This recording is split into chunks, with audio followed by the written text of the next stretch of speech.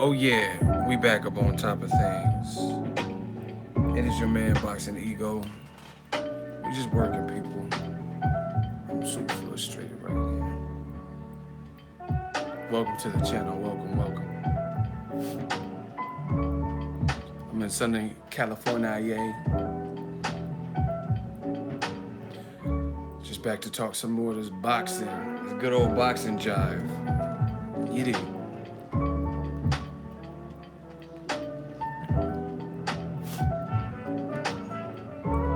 Big D, what up? Rasad, peace, Ego. Peace to the boxing fans. We just doing some of this work, man. That's all it is. Just a little bit of easy work. Good old boxing talk. We back. Come in, smash the like button. I want to talk about Anthony Joshua. I want to talk about the bronze bomber Deontay Wilder. I'm so frustrated right now. Eddie Hearn, I want to run, Joshua. We're gonna talk about that Wilder action. We're gonna talk about Dillian White. Dillian White versus Alexander Povetkin. Something I want to talk about. Is Canelo doomed? We're gonna talk about that. Pensacola, we talk tonight. We talk to Boxing Ego, we talk tonight. Ego's Army, we talk tonight. Is still. Didn't I just say that? You gotta smash the like button, that's all. What to do, John? First of all, I want to say happy Easter to everybody out there. You celebrate Easter, happy Easter. Hope you guys enjoy time with your families, with your kids, Easter egg hunts. Thank you for joining me on this lovely Easter. It's hot as hell in California. Hey, it's not like scorching, but when the weather's been cooler and then it gets hotter, you can feel it. You know what I'm saying? You can feel it. Happy Easter, everybody. Man, we just back. It's feeling good. We back. Boxing's cracking. Yeah, okay. We got two champions. They got all the belts between the two. Like, let's go. I'm ready to talk. I want to talk boxing. There's nothing wrong with a little boxing talk. Yeah. Let's get it, people. This is the Easter stream. We do the vampire streams. We do the hot seat stream. Now this is the Easter stream. And we're gonna crack some of y'all eggs in this hot seat. You dig? I know it's Easter. I know. I don't want to have to crack no heads, but it's Easter. You know what I mean? I might have to do some hot seats on Easter. So everybody pray for me that we get some cool comments, some Ego Army comments, some super chat, some cool stuff. I don't want to have to do this to nobody on Easter. Ego is a workaholic, man. Love the work ethic. Didn't I just say that? That's what it takes sometimes. Sometimes you got to work. You got to do the hard work. If you don't do no hard work, you can't complain. Ego Jones Jr. Let's get it. The future. Young credentials. Ha, ha, ha. 1 to 10, how do you rate that fight? I'm assuming you're talking about the most recent big fight, which is Joshua versus Parker. I expected more. That's what I will say. I say a 5.7, 6.2, somewhere around there. I think it's fair. Really, see, I analyze boxing. Like, I'm not mad at how, obviously Joshua was bigger than Joseph Parker, so he had to be fairly smart. You don't want to do, oh, come on, Joshua. This ain't no Rocky movie. Hey, Joshua. Like, you know what I mean? Some Ricardo Mayorga shit. Joshua will lay you smooth the fuck out. You know what I mean? So he had to be smart in there. But between AJ having issue landing his, like, put it this way. AJ is known for being a combination puncher, being a hard puncher, and because of the style he was in there with, he wasn't able to get that off. And then because of the style of Joseph Parker, I think in the second half he didn't take as many offensive chances that he should have. It was a close fight, but he should have took some more stands as offense. But maybe he fatigued, or, you know what I mean, having a big ass Joshua walk you down or try to walk you down for several rounds is probably exhausting. You know what I'm saying? So maybe he didn't have enough in the tank to just really go for it on some of those spots. So that put together just made for a fight that didn't live up to my expectations personally. But it's boxing, you know what I mean? Because Deontay Wilder versus Luis Ortiz exceeded expectations. You know what I mean? Some people, like, if Wilder would have knocked Luis Ortiz out in one round, see, this is the difference between me and them, and hopefully you guys see it. And this is why you see a contrast from new media and old media. The difference is, I didn't want Wilder to just go in and blow Luis Ortiz out, because he needs the experience, especially if he's trying to unify and be undisputed. I picked Wilder to beat Luis Ortiz, but if he would have went in there and just knocked him out in the first round, a la Bermane-Severn 2, then that wouldn't have really showed me everything that the fight, how it played out, did show me. You know what I mean? So it's actually better that Wilder was tested, better that Luis Ortiz was looking sharp, better that Luis Ortiz caught him with the right counter. You know what I mean? Because that showed me the true grit. If every night is easy work, then you don't really know what the fighter's capable of. Like, shout out to my dude. Maybe it's a Bay Area thing, I don't know, but shout out to my dude, Andre, S.O.G. Ward, son of God. Kovalev, in an effort to roast Ward, he put a Throwback Thursday, and he put the picture where he knocked down Andre Ward, and Ward seen it or got tagged in it or whatever, and Andre Ward, he put in the comment section, he says, one of my finest moments as a boxer. That's real talk. That's one of his finest moments, not because he got knocked down. Obviously, no one wants to get knocked down, but it's what he did after he got knocked down, what he did in the rematch. So that was one of his fine. Same with Shane Mosley leveling Floyd. He hit Floyd with a perfect shot, a guy who's knocked out Granite Chin Margarito. You know what I'm saying? I'm sure that shot hurt Floyd. I mean, visibly hurt him. But it's what Floyd did that separates just a good fighter from a great fighter. Floyd Mayweather, he's like, okay, because if you go back and watch if you study why I would be mad, you study the tapes.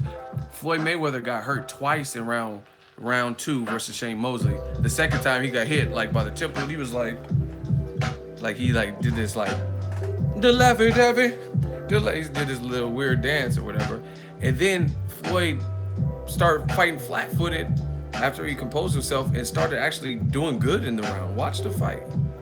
You know what I mean? Go watch the fight. And then you go on to take a legend like Sugar Shane Mosley and beat him every single round. That's God body. That's, you know what I'm saying? That's a great fighter. That's what great fighters do, stuff like that. Get rattled and get fucked up or whatever in round 2. And then you come back and win rounds 3 through 12, like, And oh my gosh, Floyd was hitting Shane. Shane's my dude too. Shane's done a lot for me personally. There's something that he's done for me outside of what you guys see, and I appreciate him because he gave me a chance. You know what I'm saying? To cover one of his events when the Boxing Ego brand wasn't buzzing. So I always show love to Shane Mosley for that. You know what I mean? I don't want to get into all the details, but he looked out for me. We'll just say that. Pretty gay stuff. Get this dude out of here. What's his name? Zimmerman. Get him out of here. We talking boxing, and then so that's what, man. Listen, leave me alone. All y'all boxing fans, like, leave me alone. If all you talk about, this is why we created. Oh, you about to get out of here? Because listen, I'm sick of like all this homophobic, gay rhetoric. I mean, what? We're talking boxing, and it's always the people. Oh yeah, suck that Wilder dick. Oh yeah, like it's Easter. Chill. I'm telling y'all gonna start getting lit up. Don't tell me to chill when you the one. I'm talking about Mayweather Mosley and what makes a champion, and you like, oh yeah, this is pretty gay. Mayweather's dick came out. What are you talking about? You know what I'm saying? Like, what are you talking? It's Easter. You chill. Pensacola, we talk tonight. Anyway, you've been warned. You've been warned. Like, no one got time for little kid games. Anyway, sorry about that, folks. But Mayweather showed the true grit of a champion. Period. Same thing with Wilder versus Luis Ortiz. So I'm glad it played out like that for Wilder. You know what I mean? Because people complained about his resume, and now he had the opportunity to show in front of millions, because it did over 1 million on Showtime, which doesn't have as many subscribers, because HBO has better original programming. I'm not talking about like boxing, but like Game of Thrones and stuff. That's why HBO has more subscribers, more subscriptions. And it did very good, and it beat the HBO fight with Sergey Kovalev, Igor Mikhalkin, for obvious reasons. That happened on the same night as Wilder Ortiz. So that was a big milestone, I'm sure, for Showtime. Yeah, y'all gotta smash the like button, people. We working. If y'all appreciate the work, we working. If we don't make no excuses, we just get this work in, smash the like button. Give it up.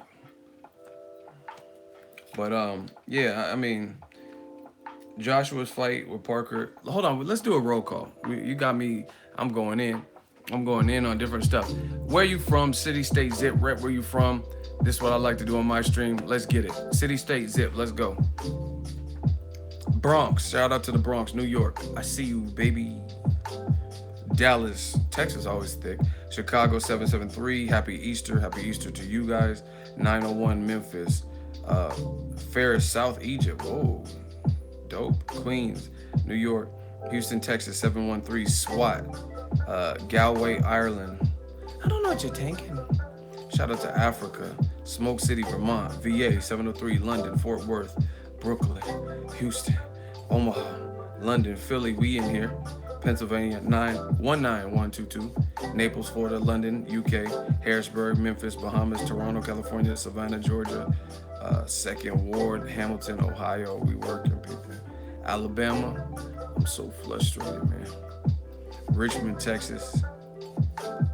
Phoenix, Arizona, Riverside 757, the Bahamas, Chi-Town, Netherlands, representing Minneapolis, Minnesota. Happy Easter, Ego, and happy Easter to you guys, man. Hope you guys be safe, spend time with your family, friends, loved ones. Shout out to Vallejo, my backyard, 707. Yee, we up in this. Boston, Russia. Hey, comrade, thank you for coming to my stream. Brooklyn. We worldwide with it, baby. Shout out to Wells. Wells, the crowd be turned. Man, I can't wait to be in one of these events. I'm trying to be in the crowd like, yeah, man, it's BOXINGEGO. And they're like, who the fuck are you? They'll do me like Martin, like, nah, Wells, they know me in Wells. I said, what's up? Man, sit your ass down. like, oh, okay, y'all gonna treat me like that in Wells, huh? Y'all don't know about that Martin. He's like, Vonda, they know me up here. I said, what's up? Man, sit your ass down. That dude was hella angry. Man, sit your ass down. He was just hella, oh my gosh. That shit was so funny. He was like in the unemployment law office with a fucking Inspector Gadget ass outfit trying to be like camouflage so no one knows him. She was like, no one knows you, Martin. He was like, nah, they know me in here. I said, what's up? Man, sit your ass down. That shit was so funny. Shout out to Martin, a real one. Dublin from Bama, the crowd was nuts. Yeah, man. But like I said, the good thing is we talking about the heavyweight division. We got a lot to talk about in the heavyweight division. And see, I'm trying to be as fair and trying to be as honest as possible.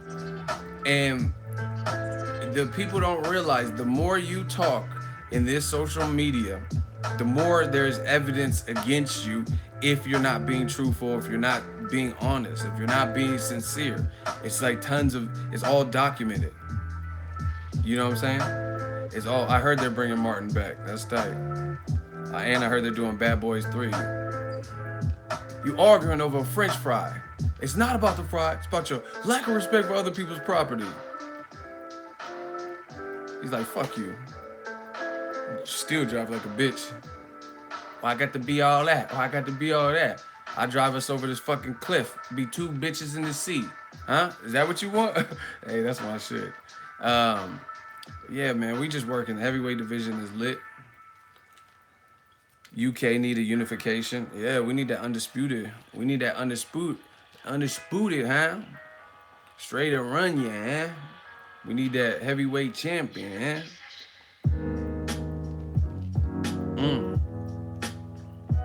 Yeah, but I'm telling you, when you bounce around and inconsistent, it comes to get you in this social media. Listen, people say whatever they want about me, like you buy subscribers, you suck, whatever. It should be easy to destroy me. I have millions of hours of content on here. You know what I'm saying? You can't compile no video where I said Joshua Wilder should never happen, and then splice a clip where I'm now saying Joshua Wilder should happen. You know what I mean? Because I don't change my mind every second. I'm not saying stuff for the crowd. When you're true to yourself, when you're being pure, then you don't have nothing to worry about. Because this is how I really think. You know what I mean? Whether people get mad, like, oh, you're on Wilder's payroll. I mean, whatever. That's not gonna. You think that's gonna stop the message? If that's how I feel, then that's what we ride it with until I feel otherwise. That's just who I am as a person. You know what I mean? But the thing you can't say I'm not being consistent. You ain't never heard me say Ward shouldn't fight Kovalev, Floyd shouldn't fight Pacquiao, Wilder shouldn't fight Joshua, Joshua shouldn't fight Wilder. You ain't never heard that on my channel. So for that reason, I'm good anywhere I go because I'm being real. Shout out to the super chat. We got a super chat from Prince. $5 out of Canada. I see you. He says, yo, ego, how do you think a Joshua Ortiz or Parker Ortiz would have played out? Ortiz looked real convincing against Wilder. Very good question. Ortiz beats them both. That's my opinion. How they looked last night, which is their most recent performance, Joshua and Ortiz, or Parker and Ortiz, I think Ortiz would have beat them both. Ortiz is, I'm telling you, like, okay, it's been, I can't say documented, but it's a well-known fact that many orthodox fighters or people in general have complications fighting southpaws. You know why? Because the world is full of mostly right-handers, right? There are more, I don't know the exact percentage. My sister's left-handed. She's the only one in my family. I'm so frustrated. Only one in the family that's left-handed, right? So, family of 5, one person's, so that's probably the real odds. You know what I mean? 1 in 5, 1 in every 5 people or something. So the world is primarily full of right-handers with some southpaws, with some left-handers. So at the end of the day, it's completely different. And you look at the complications that Joshua had looking spectacular like he does versus Charles Martin, Dominique Brazil, etc. You look at the complications he had looking that stellar versus Joseph Parker. Now you have a whole nother dimension, another angle, because now you're dealing with the southpaw who is tricky like Parker, but I think that southpaw is more aggressive than Parker was, and he has more power probably. You know what I mean? Or at best, the power is close. But I would say Ortiz's aggression makes him more deadly. You know what I mean? Parker was like strictly counterpunch. Listen, shout out to King Kong Ortiz. Shout out to Miami. I see you, puppy. Hey, mira, puppy. Listen to me. I know tired. Listen, mira, puppy. Shout out to them Cubans, them Miami 305 boys. Shout out to mira, puppy. King Kong Ortiz, right? Shout out to puppy. Pause. But anyway, shout out to him, because one thing that you got to give credit to Luis Ortiz is this. Even when he was hurt versus an immense puncher like Deontay Wilder, he was still fighting a dangerous fight. You're half Cuban. Shout out to my Cubanos. Viva Cuba, right? Even when he was hurt by Wilder, let me say this again. Even when he was hurt by Deontay Wilder, who is an immense puncher, he was still fighting an aggressive fight. Like, he wasn't he was showing he ain't no punk. I got amateur experience, like fight fire with fire type stuff. You know what I mean? But he's smart about it. But he was, I seen him. I seen it. Remember, what movie is that? It's a Seth Rogen movie. What the fuck? Pineapple Express? I seen it. Like, I seen it. Watch it. He was hurt. He was getting hurt, and he was still trying to throw haymakers and stuff. I didn't really see Joseph Parker go for broke. I didn't see Joshua go for broke. They both fought the fight that they fought, and they were content. That's why Tyson Fury, if you think about what he was saying, that's why he was litting them up. He was like, you're charging 20 quid a pop or whatever price it was or whatever. He was like, you're charging all this money, and it's a shit house. It's a shit fight. And no one really seems like they want. Listen to Tyson Fury's thing. He said it doesn't look like either guy is trying to win this fight. That's what he was talking about. They're both like, I'm just being real. See, this is why I hate talking to the man fans, because they always take the reality and try to spin it and try to amplify it to make you sound like you hate. I'm not hate. I have no reason to hate on Joshua.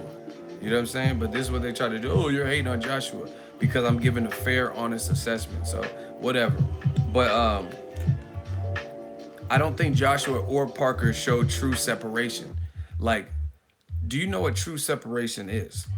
True separation is my talent is here and your talent is here. We're on two different levels. True separation. Dillian White versus Lucas Brown.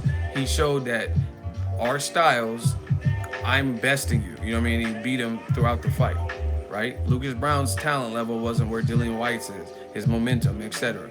Lucas Brown probably has just power and he's a bit older, blah, blah, blah, right? Joshua Parker, I didn't really see that separation, to be honest. I didn't see like you gotta look at, you gotta really break. I'm so frustrated right now. You gotta break boxing down. Given Joshua's physical attributes and his intangibles, you would think that maybe it might have been more convincing. The only real advantage that Parker had was his style and that he was younger. But the reach advantage went to Joshua. Joshua had a 6-inch reach advantage, right? And he's technical. He has a gold medal, and I'm pretty sure Joseph Parker don't have a gold medal. He had better pro level names, from Dominique Brazil to Klitschko. Carlos Takam is a mutual opponent of both of theirs, and he was physically bigger. It looked like he outweighed Joseph Parker. So that's what I'm saying. And even with those strengths, you didn't see him ever really pull away from it. And it happens. Not every fight is going to be the perfect blowout or whatever. But you would, somebody who just unified and the implications of that fight, I think both fighters, you wanted to see more separation in that high level fight. Like, for example, Ward Kovalev, I was at that fight. That was a better fight to me. Do you get what I'm saying? That was a better fight to me because the reason that fight looked like that because it was a high-speed chess match and they were both at a high level competing, and they both were like, they had kind of the same demeanor at that point. Nobody was trying to back down. Everyone was like jockeying for position, so you had this constant ebb and flow. Canelo Triple G was kind of the same way too. That's why I had more action, because it was a matter of like the styles clashing and neither guy wants to bend into the other person's will. But with Joshua Parker, they both seemed a little bit content to just be more lax. Like, I got a good thing going, I'm just gonna keep this up. Nobody really pulled away. There was really no separation. And I truthfully thought we would see a little bit more separation from the bigger, the stronger, the better, more experienced gold medalist, Joshua, because he's the one that's being hyped, or whatever you want to call it. Ego, what do you think about how Joshua reacted to getting hit? It stood out to me more than the fight then. Yeah, I seen it. See, and that's the thing, man, because you got to look at that. Like, he was like walking away, trying to fix his tape, calling his own timeout. He got headbutted or hit, and he seems to react like, I can't say overreact. I don't know if the headbutt hurt, but he seems to react and put attention to that. Like, you can't let little stuff like that break you, because a guy like Wilder is a fucking savage. So if he has you hurt, and let's say there's a punch and then he kind of came in and hit you with the head, he's going to try to be swinging and like trying to, you know what I mean? He's going to try to hit you any type of way, like crazy shit. So you're not going to have an opportunity to be like, oh, hold on. And you know what I mean? And create a scene to the point where the ref comes in. That ref was weak as fuck, man. Let's just be real. He looked like an extra on The Sopranos or something. Get him the fuck up out of here. He doesn't never need a ref, a high profile to fight again. Then the motherfuckers was talking about he don't even speak English. So how can you understand the directions that'll be given if you don't speak English? Like, what the fuck? He's Italian or something, saying something. Muy dente, it's barilla, it's Montebello tutti frutti. Like, what the fuck are you talking about? If you don't speak English, how are they supposed to, you know what I'm saying? How are they supposed to work in there? And they don't know, neither one of them speak Italian. You like, hey, ref, what about this holding? And then he looks at you. It's me, Mario. What the fuck did you just say? Like, you know what I'm saying? Get this soprano motherfucker out of here. The fuck? Like, the fighters have to be able to understand. They have to have a common language. That's why sometimes if it's two Spanish speaking, they'll get a bilingual. I think it's Tony Weeks. I think Tony Weeks is bilingual. You know what I'm saying? So they'll get him, or they get the I forgot the other dude off the top of my head, the Mexican ref.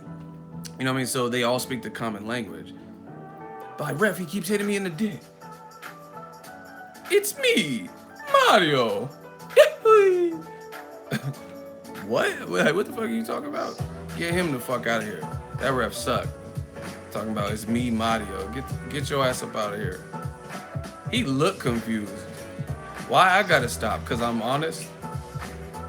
Like Jay-Z said on that 444. Y'all stop me when I stop telling the truth? Get Mario Brothers all the way. You remember how Mario Brothers used to just warp into them pipes? That ref need to warp into them pipes and fucking disappear. I hope King Koopa comes and flames you. Get up out of here.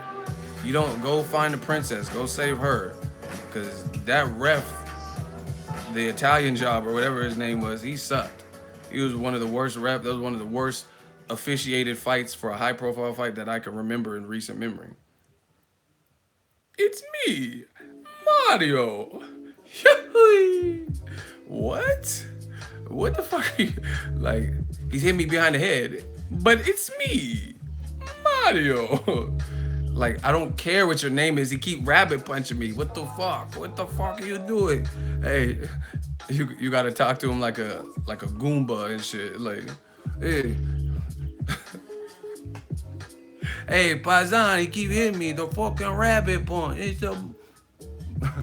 Hey, I'm Italian. I like how the Italians be doing it. Hey, Guido. Hey, Vinny. He keep hitting me with the fucking rabbit punch.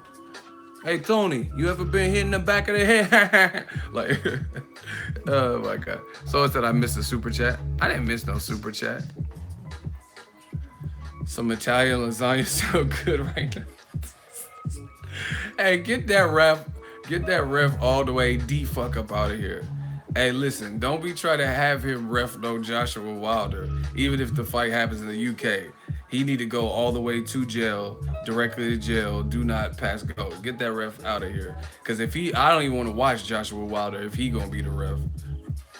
Wilder's like, I'm so frustrated right now. Joshua keeps getting all the calls. He keeps getting every call on him. He's trying to clinch because he don't want this right hand. I got power. Hey, ref, what you gonna do about it? And then he's, it's me, Mario. Okay, Mario, you don't need to be reffing no fight. Get that ref out of here. He sucked. That shit was horrible. You got that accent down. That's what they said. He didn't speak English. So I'm like, oh, whoa, damn. They can't even understand what he's saying. That's why Joshua was calling his own timeouts and shit, because he didn't know what the ref was talking about. He's like, man, I got the tape loose. Hey, can you call it? It's me, Mario. He's like, oh, fuck that. Come on. We doing an AJ timeout. This is an AJ fucking timeout. We talk tonight. We call it timeouts. They didn't even understand the ref.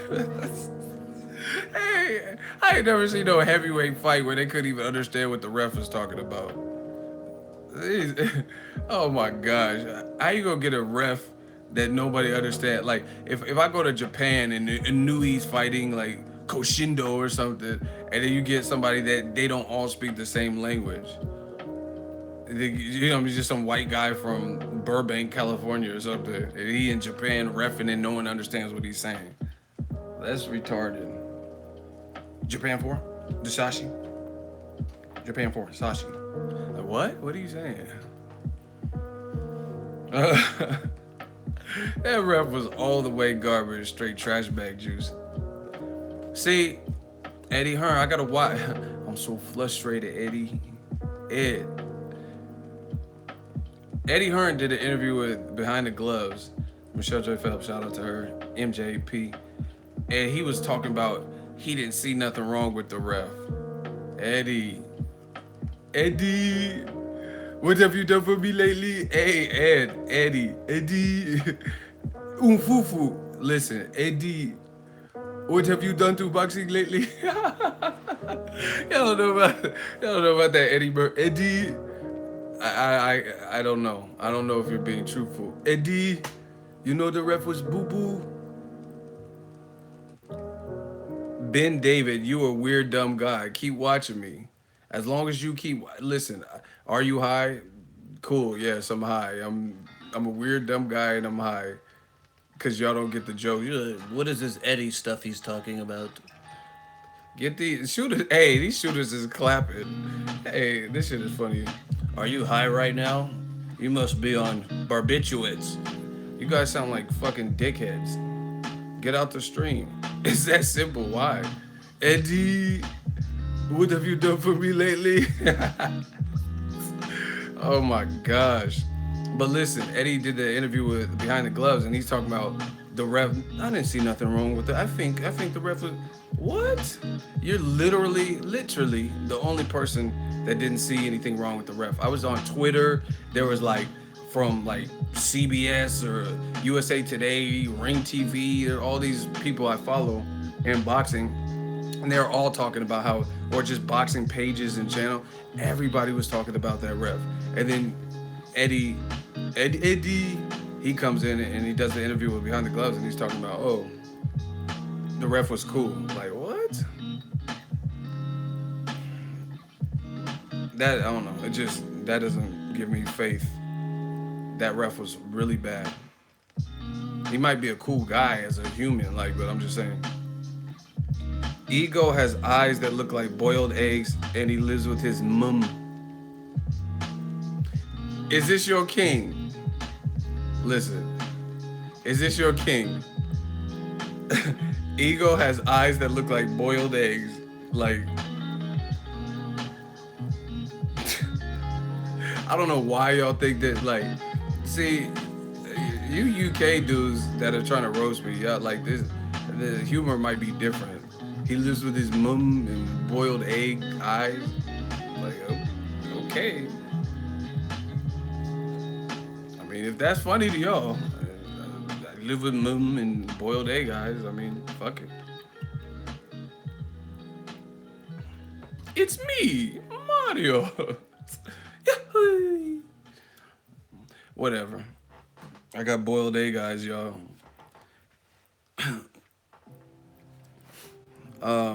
Dude's gonna start and then and see this. Listen, if I'm so, I don't understand it. Like, I'm not even doing like Takashi 6ix9ine. He's like going against codes and different gangs and stuff. I'm not even doing all that. And motherfuckers act like y'all be trying to clout chase me. Like, if I'm so despicable and the worst thing in boxing, why are you here? Why do you like out of all the boxing channels on YouTube, you come to my shit? You come to Pensacola, we talk tonight. You know what I'm saying? You come to our streams.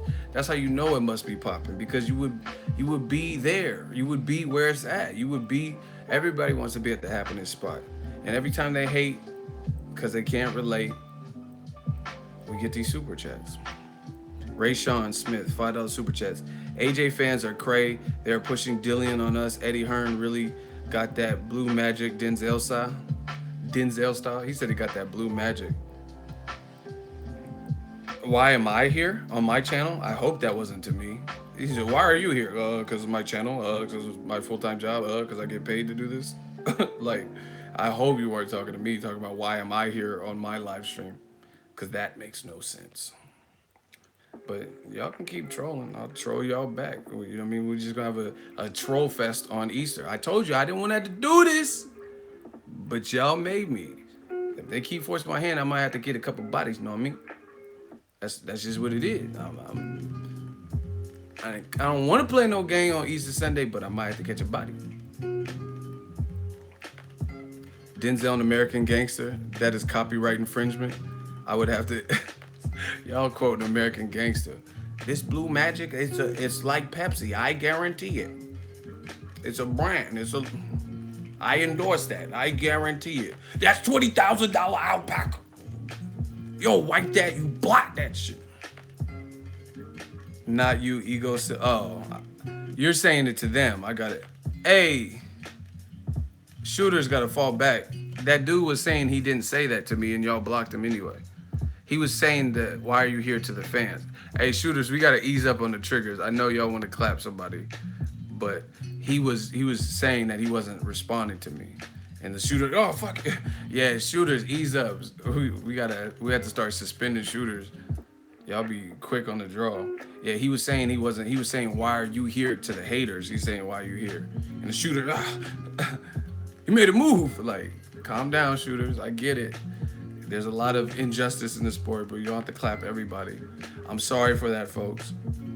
The gun accidentally went off, but we're working on it. Shooters, chill. Listen, give to me too, for being the host. Give them a chance. Like, if someone's like clearly been going on and everybody in the chat's bothered with them, cool. But give me a chance to get at them, because some of y'all be clapping them so fast I can't even hot seat them, and I got quota to meet. I got a certain amount of hot seats I want to do. Bad cop. Joshua, I'm still here, King of Wakanda. I got that vibranium. Listen, Deontay Wilder said, I got that vibranium for your cranium. Hit you like uranium in a geranium. Bars. Listen, Wilder got that vibranium for your cranium. Bars. Let's get it. I'm just trying to see it, man. But Eddie Hearn did that interview and he's talking about the ref. I didn't see nothing wrong. Ego, you see the video of Eddie being exposed by Sky? What did they expose? Listen. At the end of the day, everybody sees what's going on. Everybody listening. Look at Ego Army just sent me on Twitter. The Black Man of Steel. He said, I'm rolling with Boxing Ego, #new media. And look, he in the whip. He listening to, see, the future is looking bright. Oh, what a time to be alive. That man in the whip listening. I gotta hit some love on that. I gotta retweet that. See, this is why old media, they can't see us or be us. We got Ego Army in the whip on Bluetooth listening to this as they drive. Help get you through your day. They want to be great, but they can't relate. Hey, new media. That's what I'm saying, man. I see why they mad. Ego's content is great. I'm glad you guys enjoy it. We mix in the entertainment, some gags and jokes and impressions, but we still get that content out. We still have fun with this game. Eddie Hearn's dad thinks negotiations will begin next week. Man, listen, I don't like. I'm really being honest. I see more inconsistencies with what Joshua's side is saying. Team Joshua. Because just listen. If you know everybody that watches boxing, the people who support and pay their hard-earned dollar, want to see Joshua versus Wilder for undisputed, why does Eddie Hearn keep bringing up stuff that really and truly does not matter? Let's do an open hot seat. Deontay Wilder, first of all, you misrepresented his numbers. Eddie Hearn, post-fight, Joshua Parker said that Wilder, in his last fight, he boxed in front of 5,000 to 7,000 people. That's literally half of what he did. He did 14,069. You know what I'm saying? So you undershot his number and you overshot yours.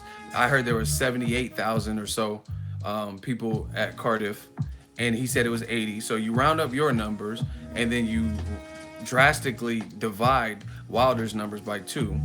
But even still, even if he did box in front of 5,000 to 7,000 people, what does that have to do with Wilder Joshua not being a great fight? What does that have to do with anything? It really doesn't have anything to do with it.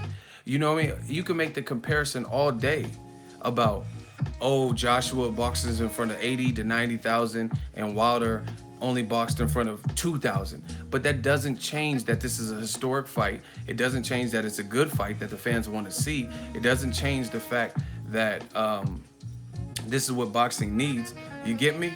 So, listen, how it, it's y'all got to get these likes up. We got almost 400 people in here. Smash the like button. We just doing this Easter work.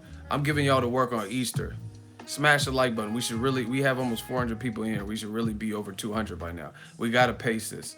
For these streams to keep coming, I got edits to chop. I still haven't packed for Vegas. So if y'all want me on these streams longer and longer, we got to make those things happen. If not, I got to pack for Vegas.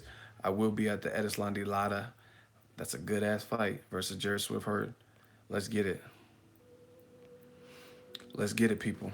But we gotta make it make sense on all parts, because I literally can't justify being on here for an hour, 2 hours if you know what I'm saying, if it doesn't, the logistics don't make sense. Anyway, this whole Eddie Hearn thing, what does any of that have to do with it? What does it have to do with it being a good match? And this is how you always can destroy and devour casual fans and old media.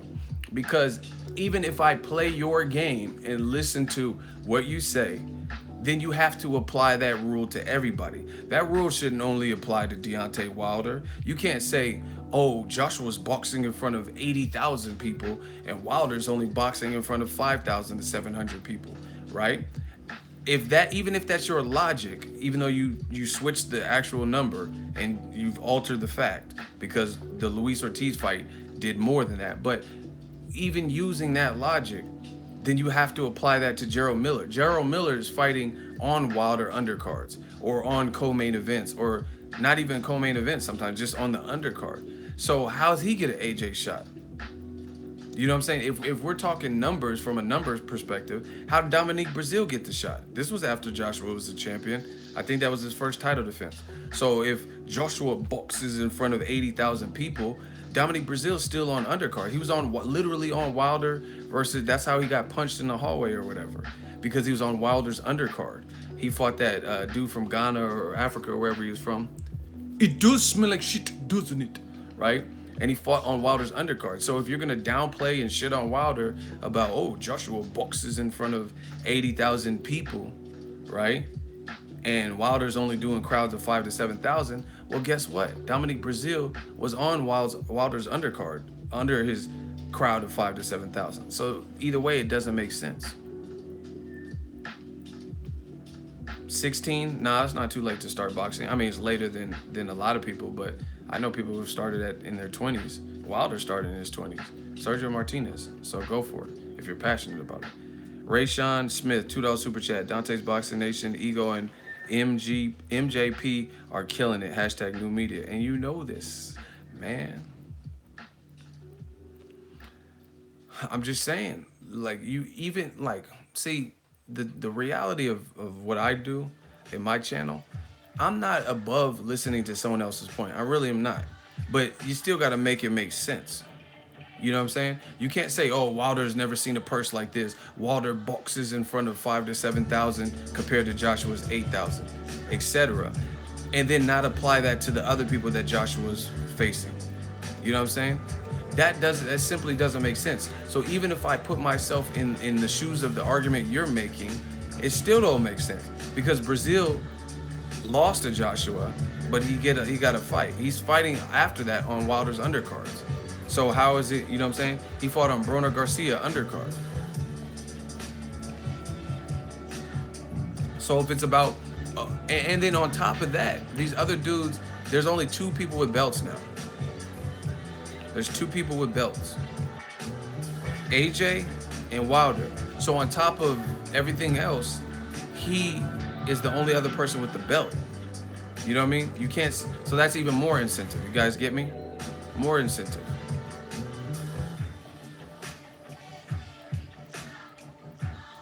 These are facts, people.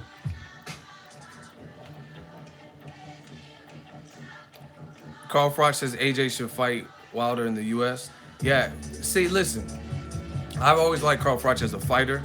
The only time I really disagree, the only time I majorly can recall disagreeing with him, where I'm like he's way off the mark, is when Froch is talking about Andre Ward. If it's about Andre Ward, it's gonna always sound salty. Oh, Ward's just a dirty fighter and dirty, dirty, dirty. Like, you know what I mean? But other than that, Carl Froch be saying some real stuff. I did a video about him today. He says the type of listen. We gotta get them likes up. Smash the like button.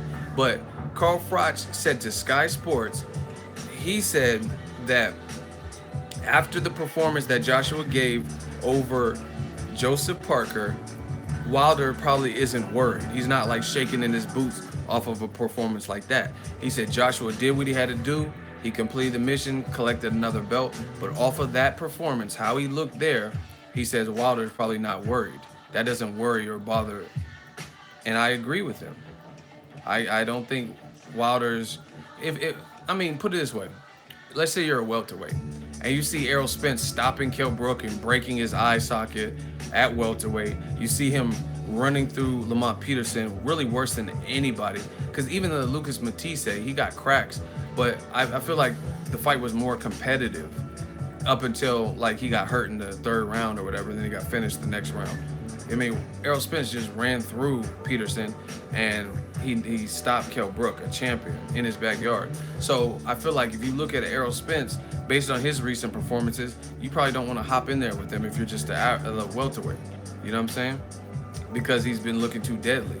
But based on the performance AJ gave, it was a workman performance, but he looked kind of flat. He looked kind of stiff and plodding. There was no like, that's why Tyson Fury is going in. He's like, no razzmatazz and pizzazz and Return of the Mac. They're not like me.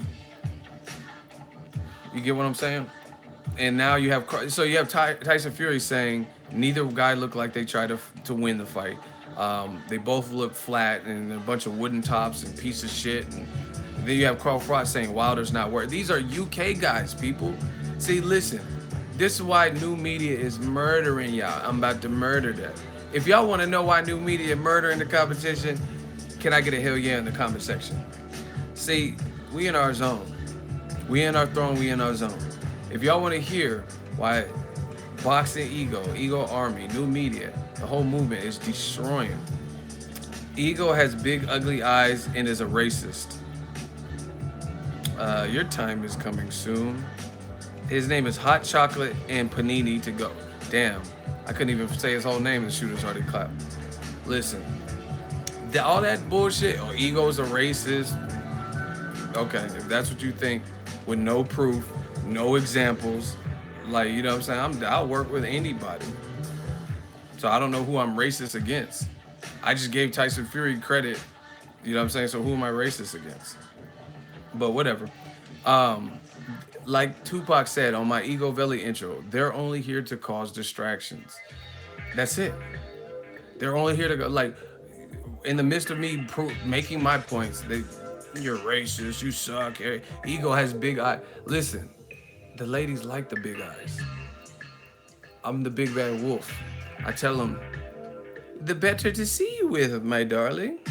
They're like, why are your eyes so big? And I tell them, the better to see you with. So don't leave Little Red Riding Hood with me, because I'm the big bad wolf. We'll leave it at that. So she liked the big eyes. Leave me with your chick. She liked the big eyes. Anyway, Pensacola, we talk tonight. Remove the glasses and show those bug eyes. Sir Philosophy. I don't know what you guys' fascination with my beard and my eyes. Like, this is like creepy. Oh, show us your eyes. Please. Hey, Ego, you the best. God bless. And good man. Hey, they want to hate so bad. They don't even know how to hate properly. How you a bad hater?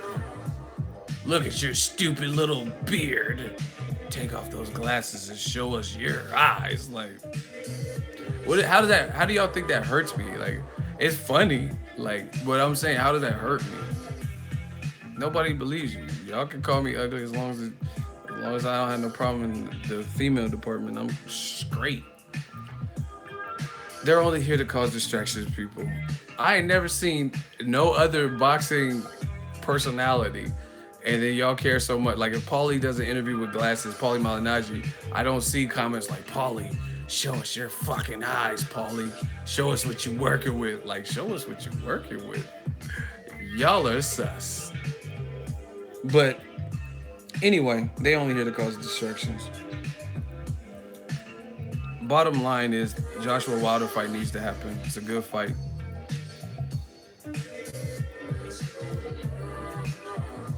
Only channel that talks about another man's looks scary. Hey, shout out to my shooter. I'm not doing it. I'm not like, I don't stop my streams to talk about my own beard, talking about the way I look. It's other men, which is very creepy. Dear Mr. I'm Too Good to Cola, write my fans. This will be the last comment I ever send your ass. It's been 6 live streams. I don't deserve it. I wrote those comments on them perfect. Please don't call them wondering why. Even if I could, it would all be great. Put your picture on. Hey, y'all some stands for real. I got a beard just like you. You could have signed that autograph for Matthew. That's my little brother, man. He's only 6 years old.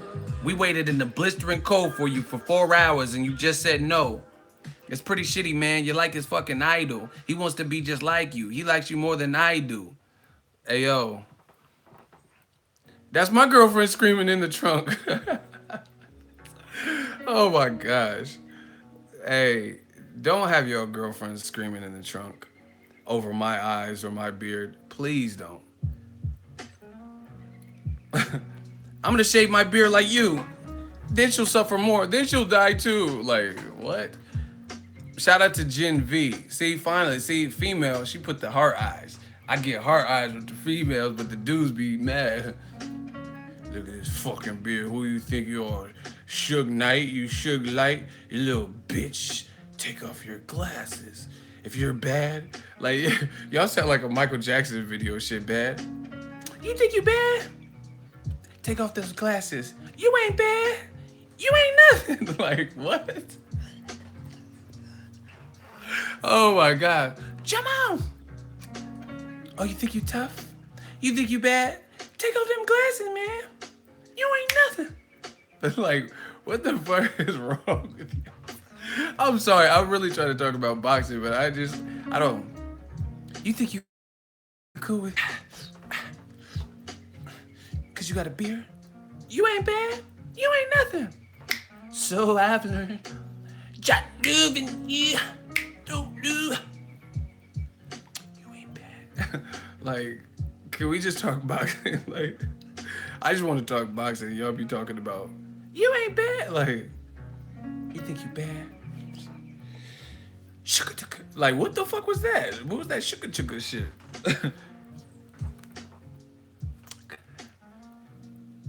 Hey, someone said Ego Jackson.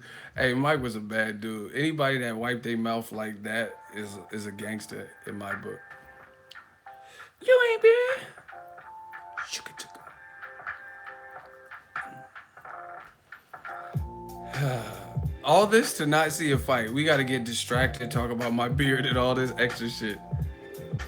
But hey, I really forgot what we were talking about. I know we were talking about the Eddie Hearn situation, Joshua Wilder. Oh, let's talk about this. I got it. Come here, girl. Hey, Chris, I can get her. Man, you can't get her. Hell no, man. Chris, I can get her.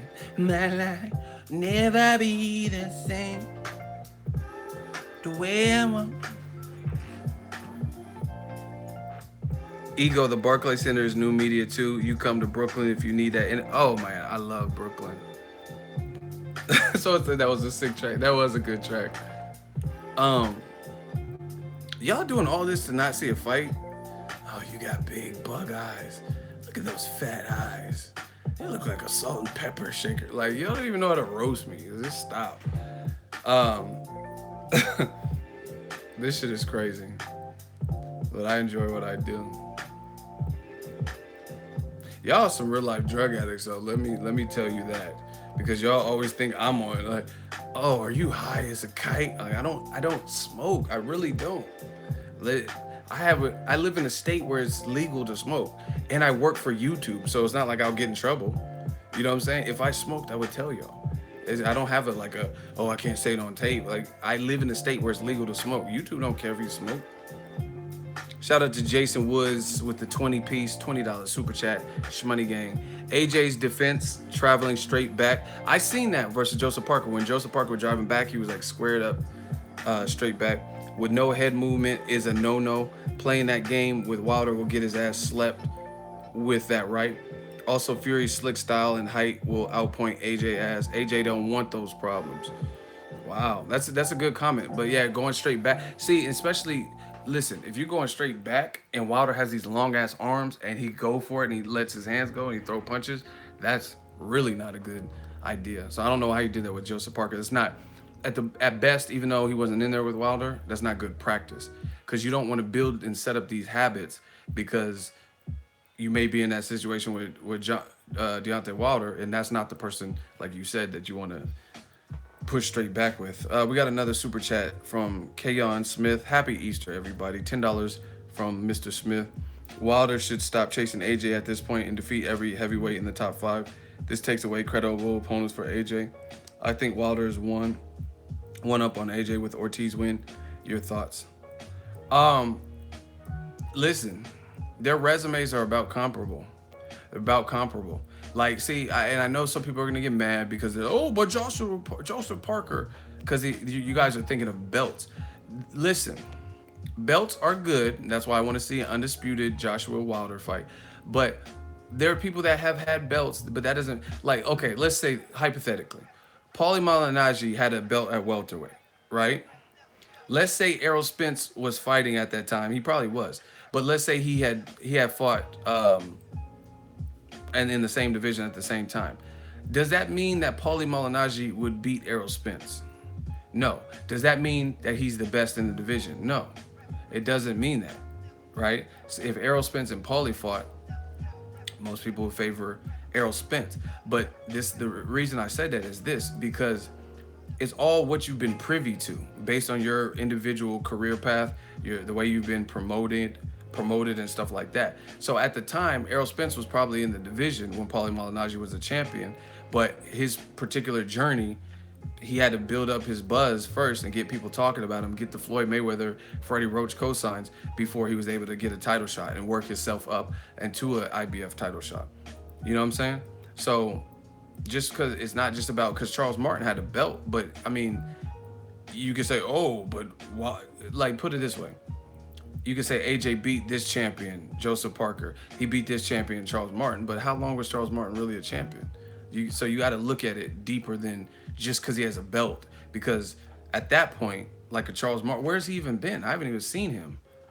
Like, for a while. After the Joshua fight, I seen him doing, like, rap videos on Instagram. You know what I mean? Where's Charles Martin really even been, like, in a high-profile fight? Like Charles Martin versus Dillian White or Charles Martin versus Brian Jennings or something. We haven't really even seen him. You know what I'm saying? So you can't, at that point, when it's an unproven champ, you can't just go because, oh, yeah, the belt, that's automatically better. Because Andu Hoppus might be better than Charles Martin, maybe. You know what I'm saying? I don't know because they never fought. But the version of him that he fought, Charles Martin might lose to that guy. So you can't just go off of a belt only. Now, it's different when you talk about, I don't know, this is just, I feel like it's repetitive to even say this. Luis Ortiz, he didn't have a belt, so you could say, oh, but no, Ortiz wasn't a champion. Yeah, it's because no one wanted to fight him, including Joshua, or Joshua's side. So yeah, based on his experience, he was outcasted, and he was the boogeyman, which Wilder kept saying, right? So yeah, he never was afforded an opportunity to get a title, except for when Wilder took him on.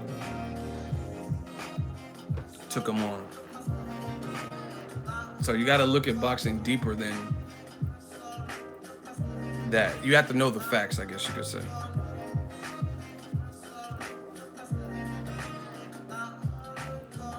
Luke Oliver, Montreal, Quebec, showing love. Happy Easter to everyone. Shout out to you. Hashtag Fight Talk. Giuseppe failed to let the fighters work on the inside and build momentum in exchanges. My humble opinion.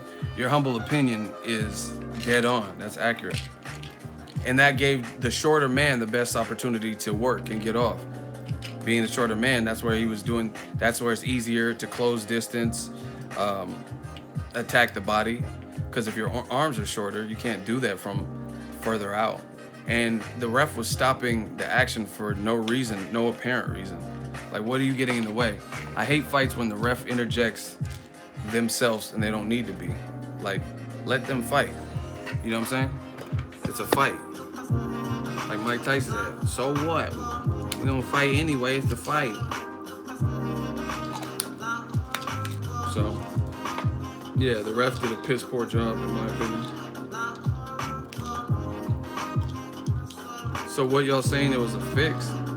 Who said it was a fix? I didn't say shit about a fix. See, y'all need to work on comprehension.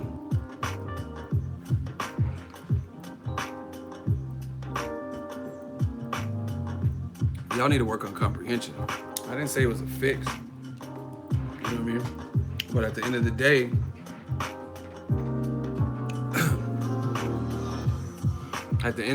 the ref didn't allow the action to unfold like it may have if he wasn't so in there. Ego, the god, taking his clenbuterol pill. See, I can't even take allergy medicine. Y'all saying, oh yeah, that's the same pills they gave Canelo. Like, y'all tripping. That's funny though.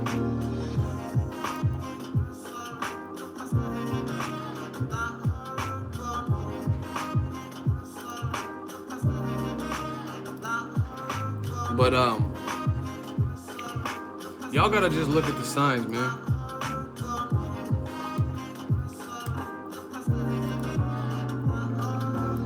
Like, and see, like this is what makes me skeptical of like what Eddie Hearn's saying with the Joshua Wilder fight. Is he's saying that it's Wilder's side that don't want the fight. But the reason I disagree is because it's his side that's actively bringing up stuff that really doesn't have anything to do with the fight being good. Ego got big ugly eyes and his impressions aren't funny. Nobody believes you. You need more people. Step your game up. They want to hate so bad. But Eddie Hearn, the reason I don't really believe what he's saying is that he's bringing up stuff that really doesn't matter. You know what I mean? Yo, Ego, speaking the truth. Happy birthday, Karnal. What's up? Thank you. Happy Easter to everybody. He's bringing up stuff that really doesn't truly matter. It's a good fight. Joshua Wilder, two dope athletes, two guys, the only guys left in the division with belts now, since we've seen the Parker. So you saying Wilder's not selling out arenas and stuff, that makes me feel like you don't really want the fight because none of that really matters. Who cares? Put it this way. This is how you call someone's bluff. If what Eddie Hearn is saying about Wilder, they don't want the fight and they only sell out 5 to 7, which really has nothing to do with Joshua Wilder being an amazing fight. Because even if Wilder can't sell out shit, hypothetically, Joshua's a big enough star, so no matter who he fights, it should do a pretty good crowd. And you know it's the biggest fight in boxing, definitely in the heavyweight division. So this is what I'm telling you. When people have these casual talking points, these straw man arguments, it's so easy to rebuke them and rebuttal them. Because now, no matter what, whoever Joshua fights next needs to be better than Deontay Wilder in every way. Have more power, have more star power, have better attendance records, have better pay-per-view or viewership numbers, have a taller frame. You know what I'm saying? Because if you're gonna shit on Wilder and make him sound like he's not worthy for X, Y, and Z reasons, then whoever he fights next, whoever Joshua fights, should be bigger, stronger, better attendance, better viewership, have a belt, you know what I mean? Even though there's no other guys with belts. Because you can't shit on one person for having a lack of all of these things, lack of star power. They need to be more charismatic than Deontay Wilder. They need to be more known than Deontay Wilder. And guess what? In my honest opinion, there's no one he could fight There's literally no one in the heavyweight division. I'm not saying there's no good fights or no one that can possibly beat him, but there is literally no one in the heavyweight division that brings all of these things that Deontay Wilder, especially the belt. Once you had the belt, you know I'm telling the truth because there's nobody else in the division with a belt other than Joshua. So you can't even say like, oh, Tyson Fury, he could sell out, he could do this. You can't say that because he don't have a belt. Wilder, he does the trash talk, so does Tyson Fury. So that's something they have in common. So that one X's each other out. You know what I mean? Oh, Tyson Fury's taller, but Wilder's still tall. You know what I mean? Wilder has more power than Tyson Fury. So like either way, there's some give and take. But Wilder has a belt, which is something that no other heavyweight has other than Joshua. So again, unless Joshua is gonna fight this mythical, you know what I mean, character from the Justice League or some comic book or something, then there's no one that, if you're gonna shit on Wilder, there's no one that trumps him in those ways. If Wilder's not known enough, then don't fight anyone that's lesser known than him. If Wilder doesn't have enough technique, then don't fight anyone whose style gives them lesser chance versus Joshua. You know what I'm saying? Okay, fight Luis Ortiz. He got great technique. Let's see how you handle Luis Ortiz versus how Wilder handled him. You know what I'm saying? So the walls are closing into the situation. I'm just gonna wait it out, see what happens, keep covering various things throughout boxing. But these strawman arguments won't last with fans. I'm telling you, it's not going to last because people see right through it. Again, you can't condemn a. That's like, okay, put it this way. Let's say I'm the NFL director and I'm in charge of putting together the halftime show, right? I want to have the halftime show with Whitney Houston and Michael Jackson. I'm like, Michael's a killer singer and a hell of an entertainer, and Whitney Houston got piped. She can sing her ass off.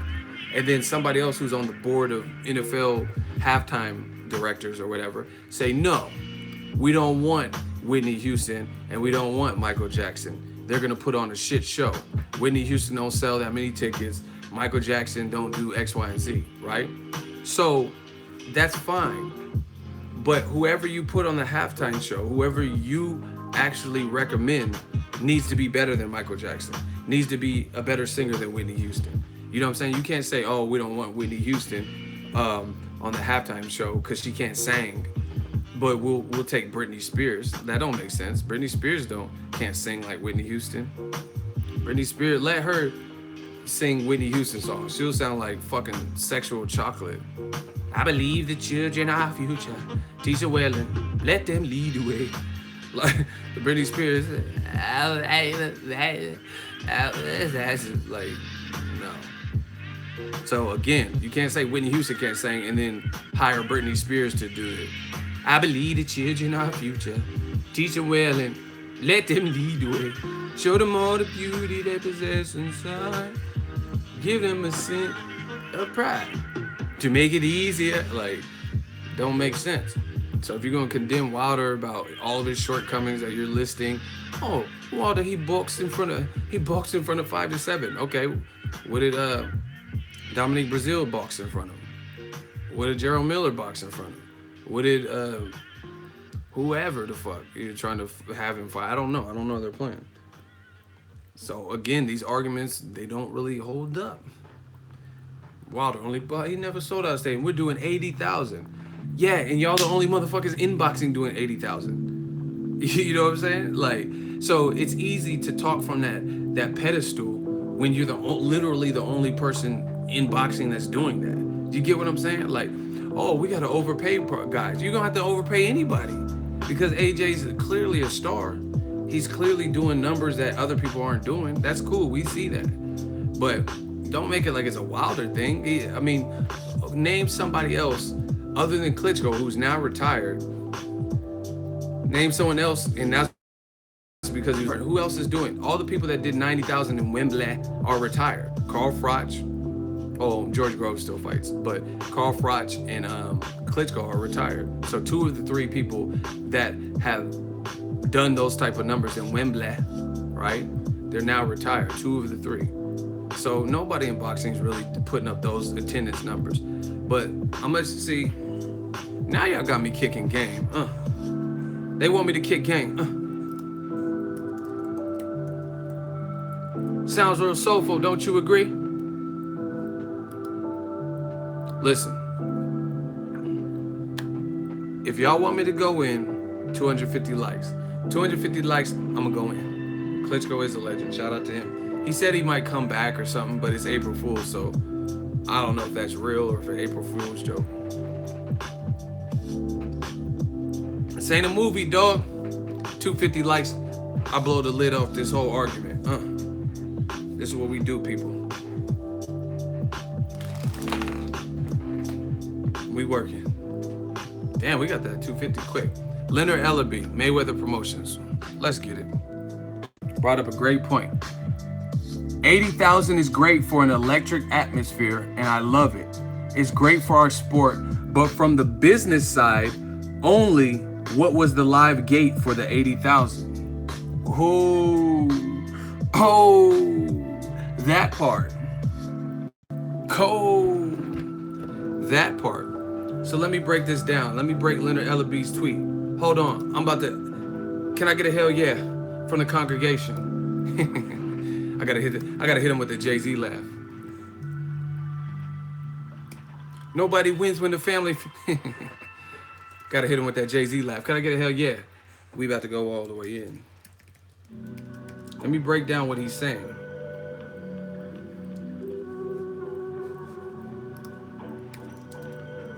Nobody wins when the family feud.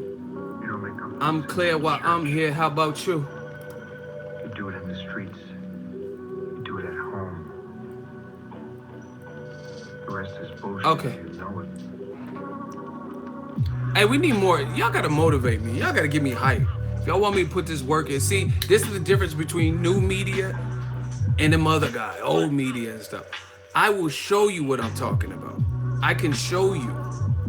They can just do this. They'll just say some shit and you gotta just take their word for it. I'm gonna show you.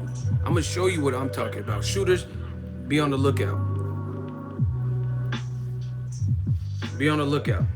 I'm gonna show y'all. We gotta get to 275 likes because I'm not just doing this work for free. We need 275 likes. Let's get it. Nobody wins when the family feud. We need to, we gotta, y'all wanna talk numbers? Y'all wanna talk numbers? New media is a lifestyle. Y'all wanna talk numbers? Let's get it. Eagle Army, we talk tonight. Boxing Eagle, we talk tonight. Pensacola, we talk tonight. Didn't I just say that? I'm about to go in. Hold on. If y'all want me to break down Leonard Ellaby's tweet, can I get a hell yeah? They want me to talk to him. Fans want me to talk to him. Okay, y'all get me hyped up. Hell yeah, hell yeah. Okay, a couple more. Let's try to push for 275 likes. I'm about to go in.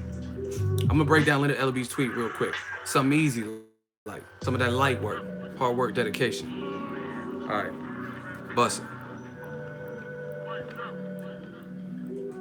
Okay, this is Leonard Ellaby. Let me read it for people just joining. He says, 80,000 attendance is great for an electric atmosphere, and I love it. It's great for our sport, but from the business side only, what was the live gate? Because he's saying, basically, 80,000 people, that's great. That is a good electric, raucous crowd. But what are the business? What are the numbers? How much money did you generate from this fight, like from the live gate? Shout out to Tony Osa, $5 super chat. Keep up the great work, my brother. Your hard work is visible and inspiring. I'm glad you guys are inspired because you guys inspire me every day. Happy Easter to everybody. If you guys are just joining, we're going to break this down. This Leonard Ellaby tweet. And see, he makes money. He's a businessman. He's a promoter. He's promoting this upcoming fight this week that I'm going to. Edeslandi Lara versus Jared Swift Heard. He's promoting Broner versus Jesse Vargas card. So he knows the business. Once again, 80,000 in attendance is great for an electric atmosphere, and I love it. It's great for our sport. But from the business side only, what was the live gate? Now look, y'all want me to go in? Okay.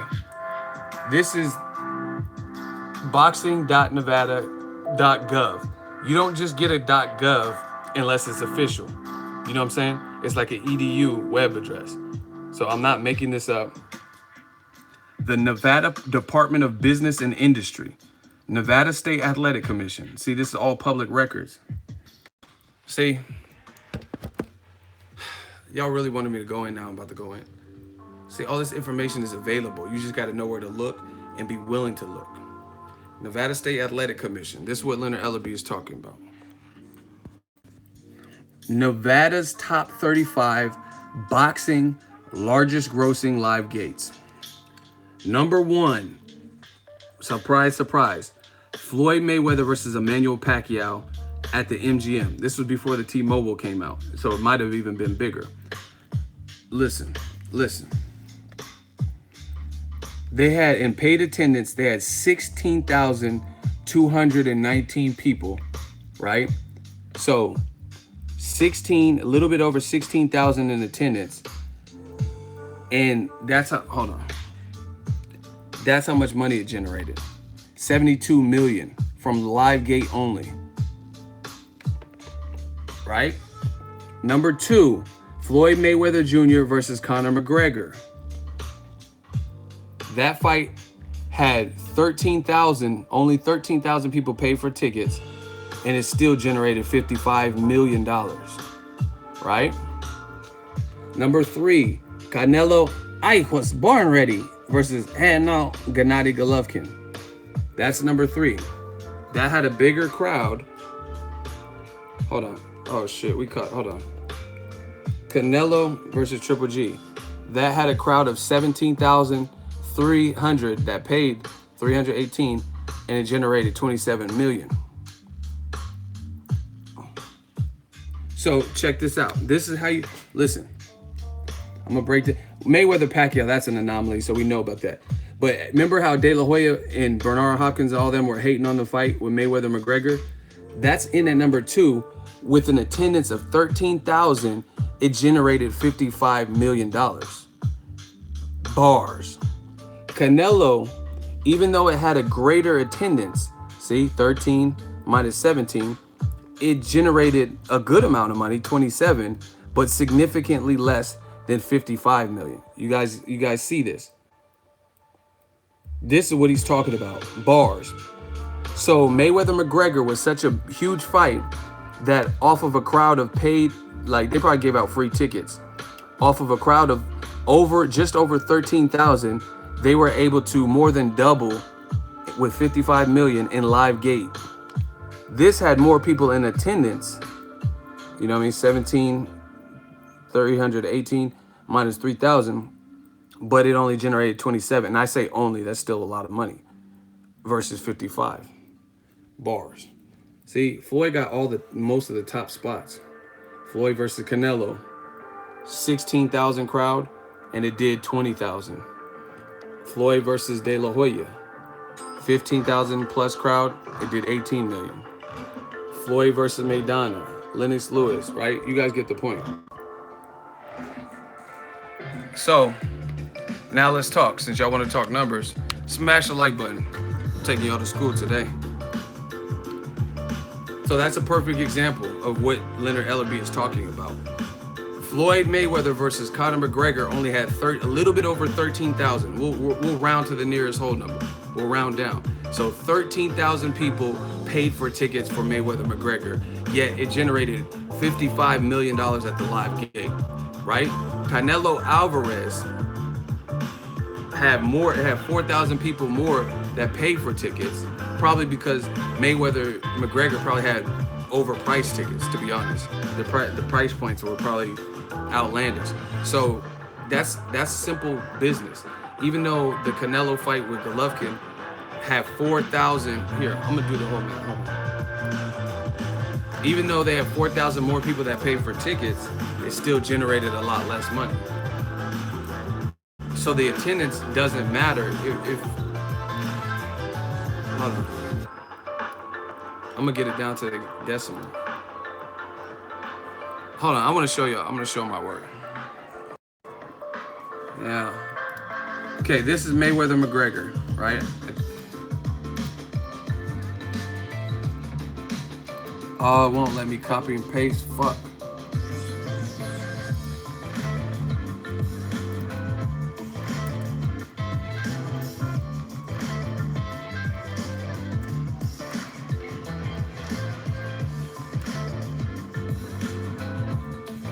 Hold on, cause I can't. I was gonna try to show y'all, but it's too hard. Cause I can't copy and paste.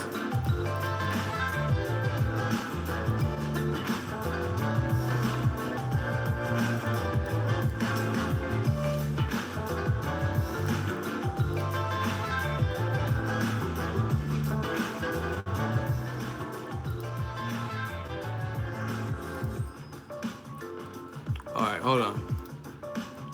414-865.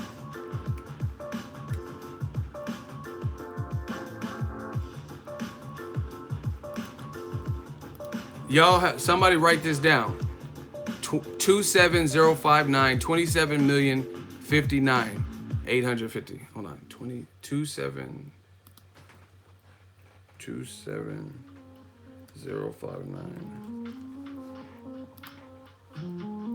850. Okay.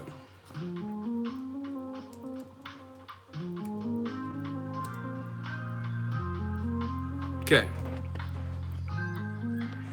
Shout out to Eagle Army. All right, now let me show you. I'm gonna take y'all to school.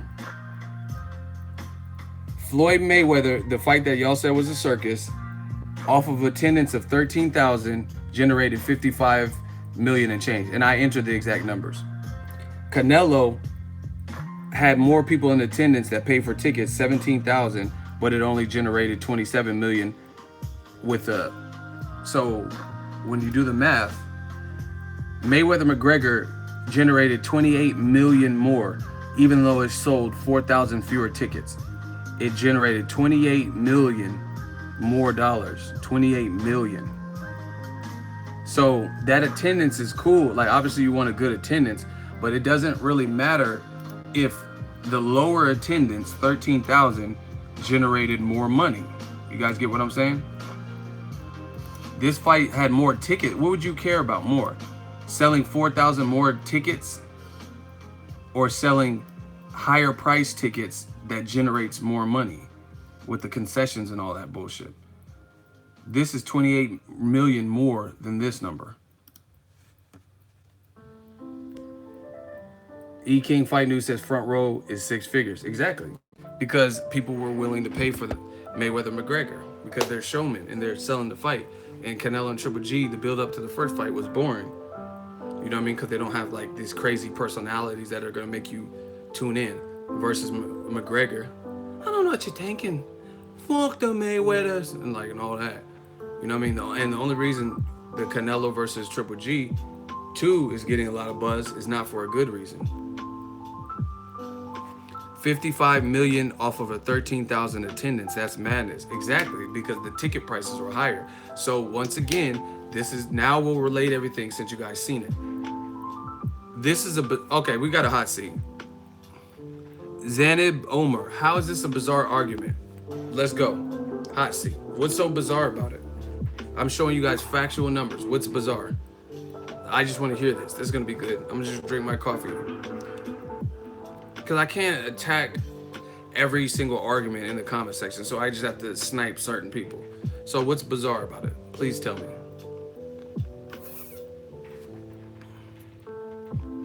Okay. Now you're in the hot seat. Why is it a good thing to favor low crowds? Once again, some of you guys are struggling with comprehension.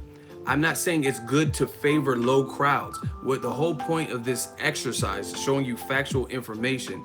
It's not about having a low crowd, but if a lower crowd can get charged higher prices for tickets, but be a lower crowd and overall generate more money, then it doesn't matter.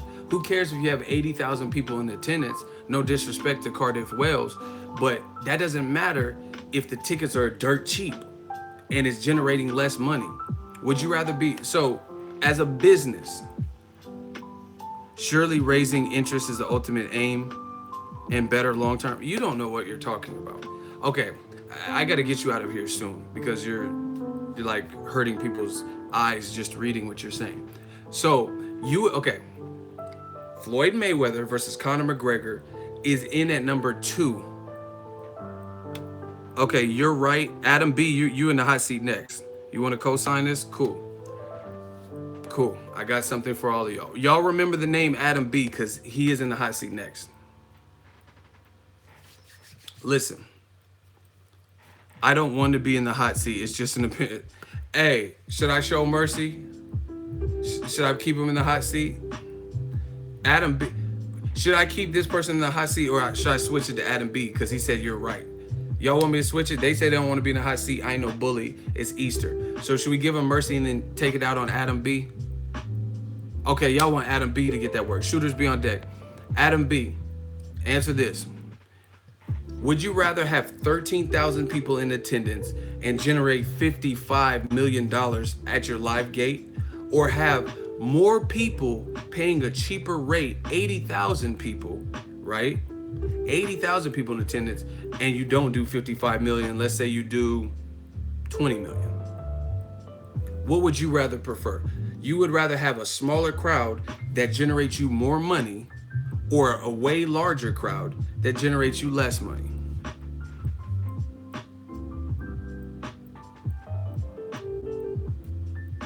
The Adam B's getting this work now. So answer that.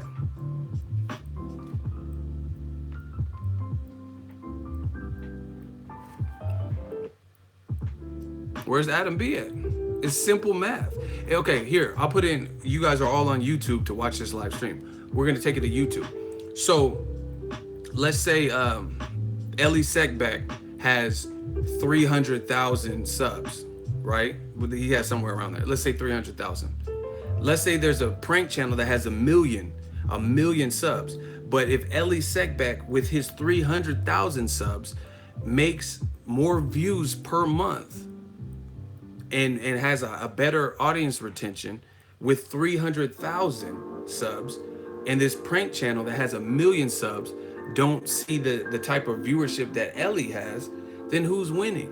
Ellie with his 300,000 subs getting more monthly views, having a higher audience retention, or this prank channel that has 1 million subs, but they're not doing the numbers that Ellie Seckback, ES News is doing? It's simple. It's like, what wouldn't you understand?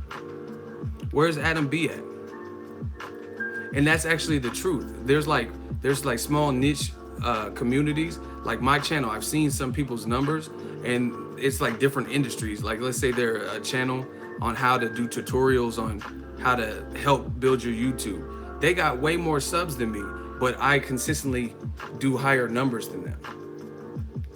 You get what I'm saying? So you would rather be the channel that my channel has 115,000 subs roughly. You would rather be the channel that has 450,000 subs, but you're not doing the same numbers as the smaller channel. That doesn't even make sense. That doesn't make sense. So that's what Leonard Ellaby is talking about.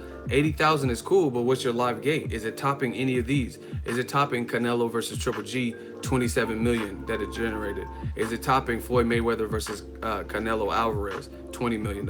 Is it topping Floyd versus Conor, 55 million? Is it topping Mayweather Pacquiao? Where's Adam B at? Where's Adam B at? I told y'all get this work.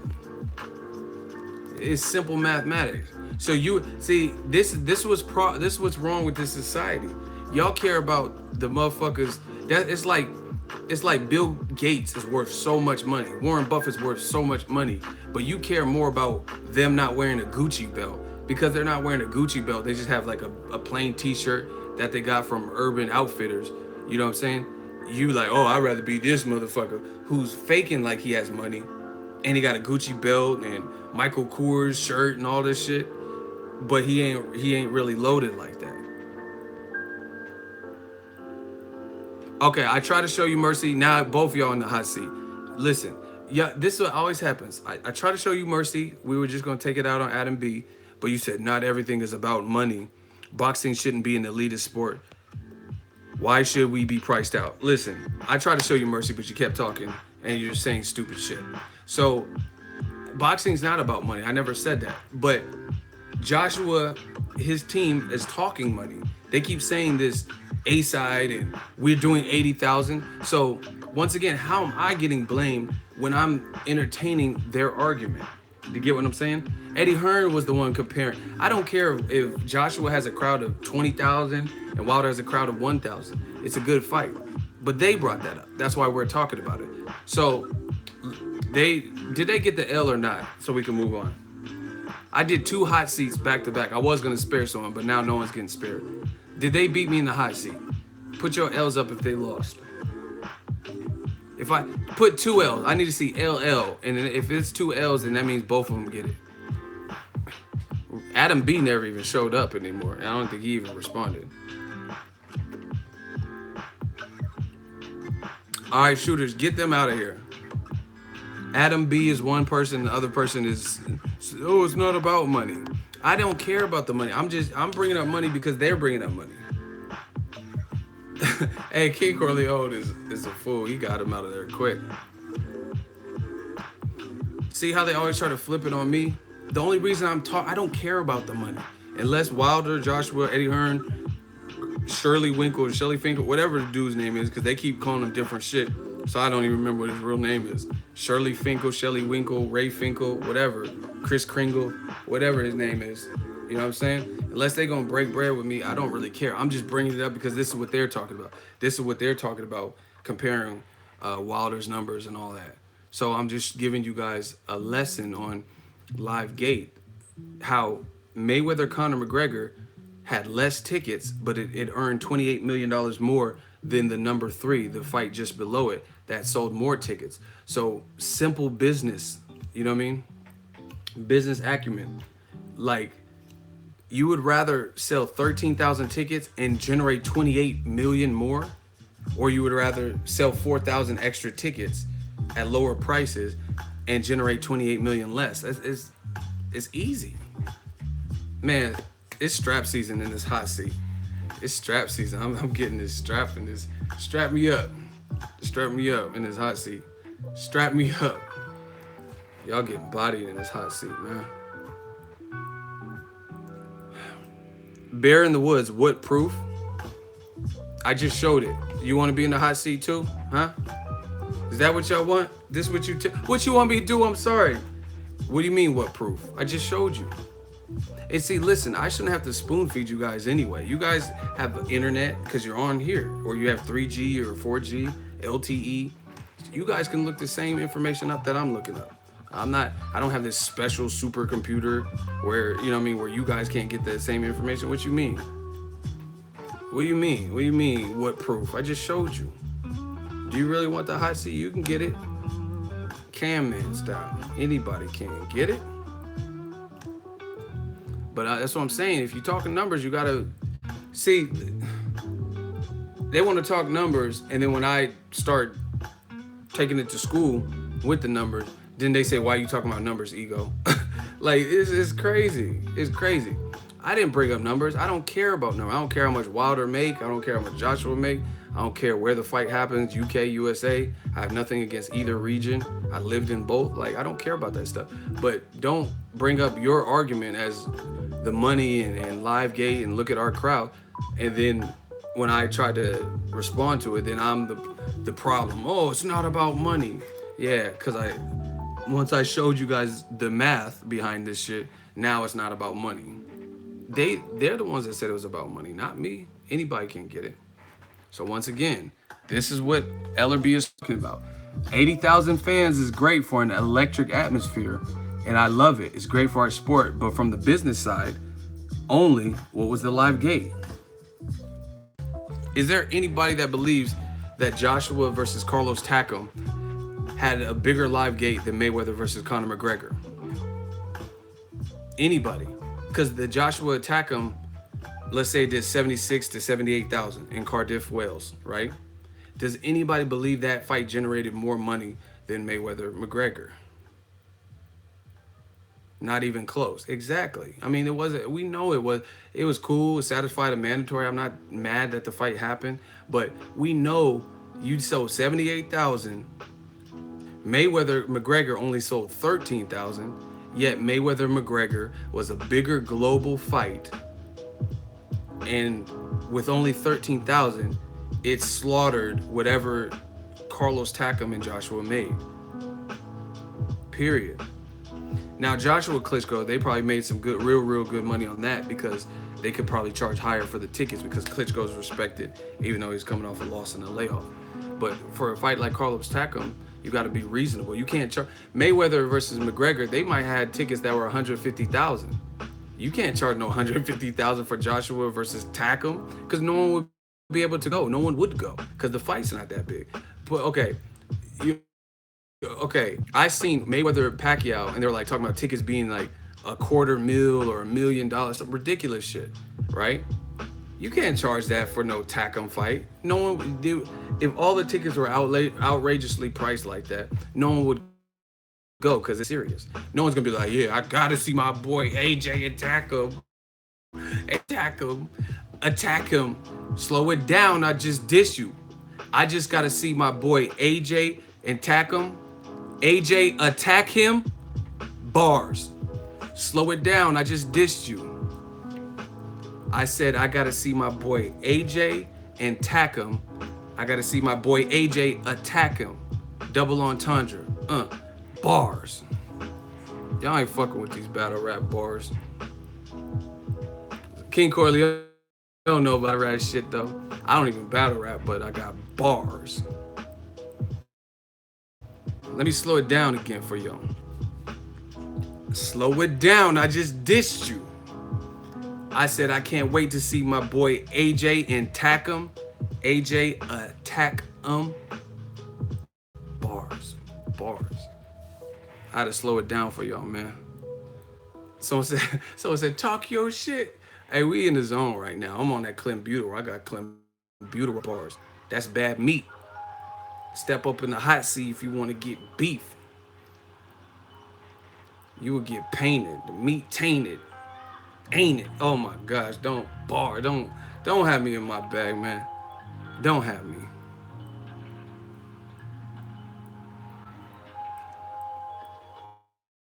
Bag me. Hey, we got that Clean. Young Clean. Check my new mixtape. Bars. I'll eat you on Easter. Pause.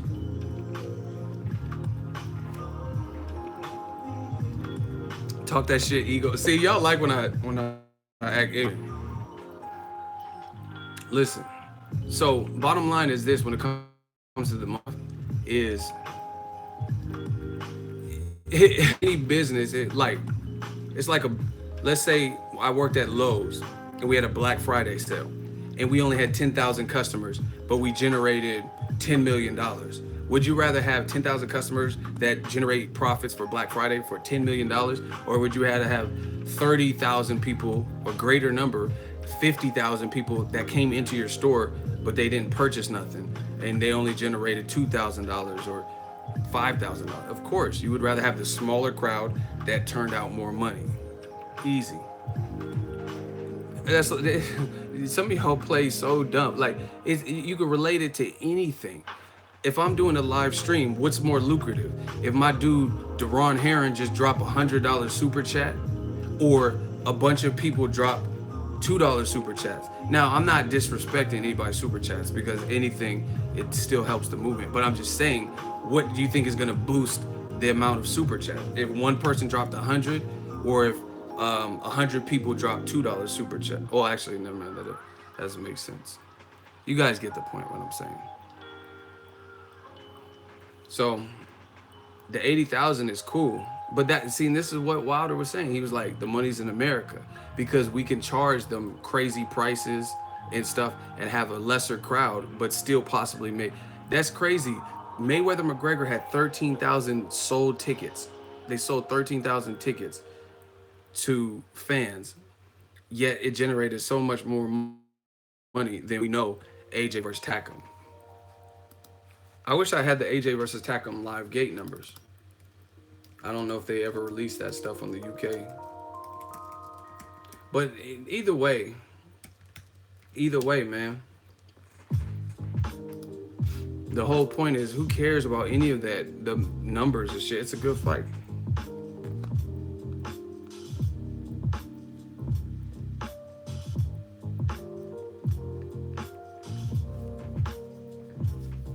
I almost didn't recognize AJ right here. I didn't even know that was him. Does he have a beard or something? He looks different here. Does he have a beard now? I don't know. He looked different right there.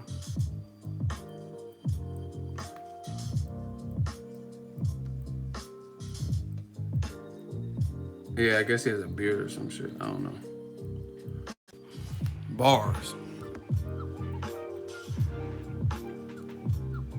Is AJ good? Of course. I mean, you don't just get belts, like, in general.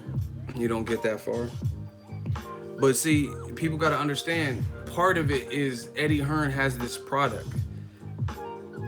Ladies like AJ. He's in shape. He looks the part. UK fans are litty.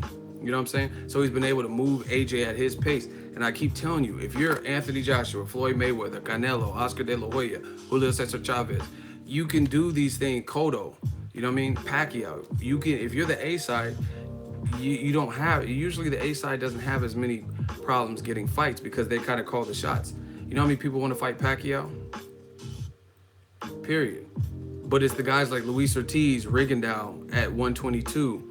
They have trouble getting fights because they're every bit of dangerous, but they don't have the pull. You know what I'm saying? They can't tell others what to do. You guys get what I'm saying? So people are like, oh, but Anthony Joshua beat Joseph Parker. And yeah, Joseph Parker, he's with Duco Events that worked with Top Rank, and they fought for a vacant belt. You know what I'm saying? If AJ had a promoter like Golden Boy when he was with them, or Matchroom, that was able to facilitate that deal and get him a shot with Andy Ruiz or him a shot with Joseph Parker, then there's a chance that he probably made it. Wow, Eagles Army. Oh my gosh. They said ticket prices for the AJ fight. I don't know how true this is, but some Eagles Army just said ticket prices were from like $22 to $58 to $864. So yeah, if you have a venue big enough, to fit that many people, and the tickets are that reasonably priced, then yeah, I'm sure you can have a huge turnout. I mean, put it this way: if the Barclay tickets were $22, the Barclay's probably gonna get turned out because that's damn near a movie date. You feel me? If you can get good seats for $22, how much is 40 pounds? $40 in pounds. How much is that? There's people are saying conflicting stuff. Someone says there were last minute tickets for $50. Well, either way, it's still okay. $90. You can't probably get no good seats in these American, like if Wilder Ortiz spend $90 on one ticket and see where you are. You be nosebleeders. You know what I'm saying? You're not gonna get no good seats out here. See, people are saying $35.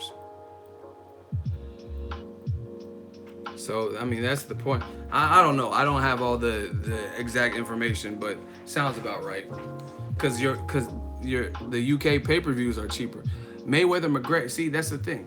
Mayweather McGregor in the States, they could charge $90 or some shit on pay-per-view. UK pay-per-views don't be that much. You know what I mean? How much is Kell Brook versus Errol Spence on pay-per-view, Sky Sports? Anybody from the UK? Anybody from the UK know? That's in the stream? How much would a fight like that be on average? $25? Man, I spend that on fucking Starbucks. Listen, everyone talk about, see, the UK is a whole different landscape. If y'all are only paying $25 fucking dollars for a pay-per-view, you can't even, Terrence Crawford versus Victor Postal, which shouldn't even have been on pay-per-view, is more than $25. You know what I'm saying? I can't even fill up my car for $25 in California at most times. And I got a Honda. You know what I'm saying? That's cheap. Front row Wilder fight, $1,500. Exactly. See, Angel Santos knows because he's in New York and he'd be at the fights. That's what I'm saying. So you can't. So Eddie Hearn, it sounds good, like the 80,000, but you're basing it off of the number. And don't get it twisted. Joshua got more money than me. I'm not hating. He's making good bank. Because he's the A side too, so he's getting the lion's share. So he's making money over there. Don't get it twisted. I'm not saying that. But what I'm saying is the numbers can be deceptive because people see, damn, 80,000 people showed up. That's because the fans are loyal. You know what I mean? And in addition, the tickets are cheaper, the Sky Sports are cheap. You know what I mean? All that stuff is different. So you can't really compare. You know what I mean? Listen, if Wilder fights Dominic Brazil, I want someone from New York. Let's say they fight the Barclays. Tell me how much your ticket is. Show me, send me a picture. And if you pay $90 for a ticket, when you get to your seat, take a picture of where you're at. And I promise you, you're gonna be in the fucked up. You're gonna be high up. You're gonna be with the Showtime crew when they just doing the behind the scene. You know where they look in the background, they real high up. That's where you're gonna be for $90 and $30 and all this shit. I'm telling you. Anyway, I said my piece. We'll see what Team Joshua decides to do. Dillian White versus Povetkin. I like that. I like that a lot. I think it's a good fight.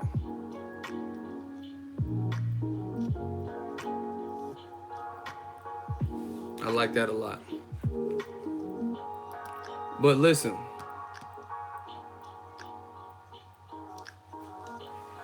Listen. Smash the like button if you're in here.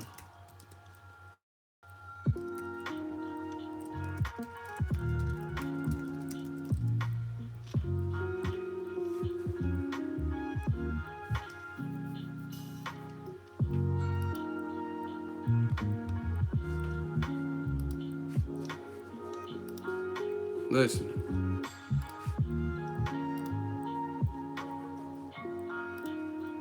Smash the like button if you're in here.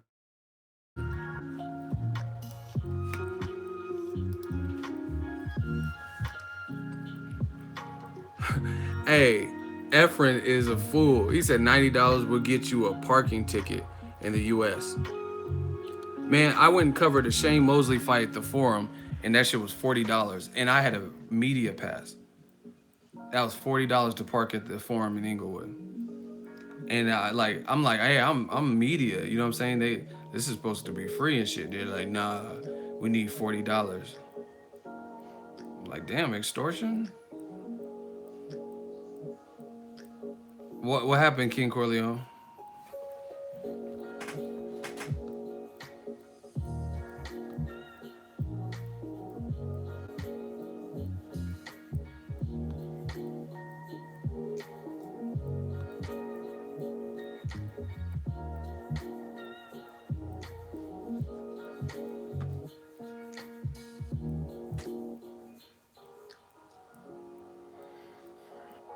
Yeah, smash the like button, people.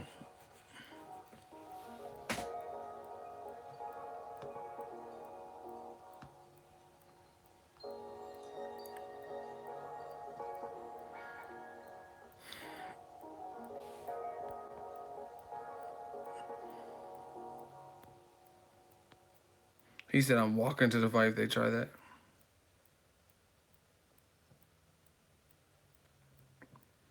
Ego, you're my favorite YouTuber. Please stay mutual. That doesn't even make sense. Mutual? You mean neutral? Mutual? Joshua has accomplished more than Wilder. Please give him props. I don't understand where this is coming from. Shout out to my dude RTD from the UK. UK, baby. He said, yo, I just finished filming the wedding. How'd it go? And here you are still grinding. I love that. See, I'm inspired by y'all. Shout out to Easter. And I'm not talking Robert. The other Easter. Easter Sunday. We just grinding. Easy work.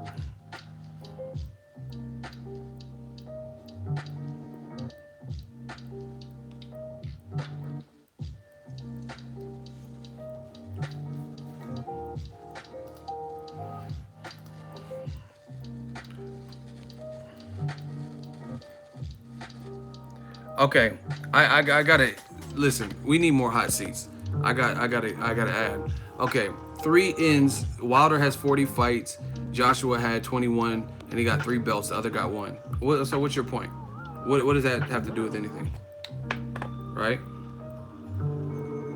What does that have to do? Big up Ego from the UK, one of my go-to channels. Shout out to the UK people. I will be in the UK. I don't know what fight, so you don't ask me that. But what? I will be there. I gotta come to something. I love the UK. I used to live there. It's just a fun place to be.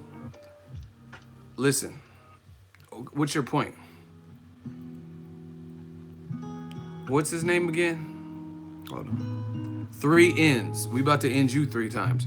3 ends. What's your point? You said Wilder has 40 fights and Joshua has whatever. Where's 3 ends? We waiting.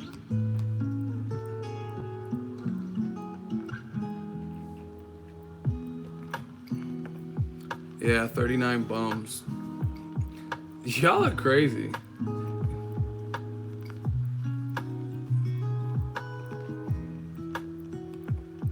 Where's 3 ends? Okay, I'm saying Joshua's making the moves for fights. I still like Wilder, and I think he probably beats Joshua. Then what are you talking about with the 40 fights?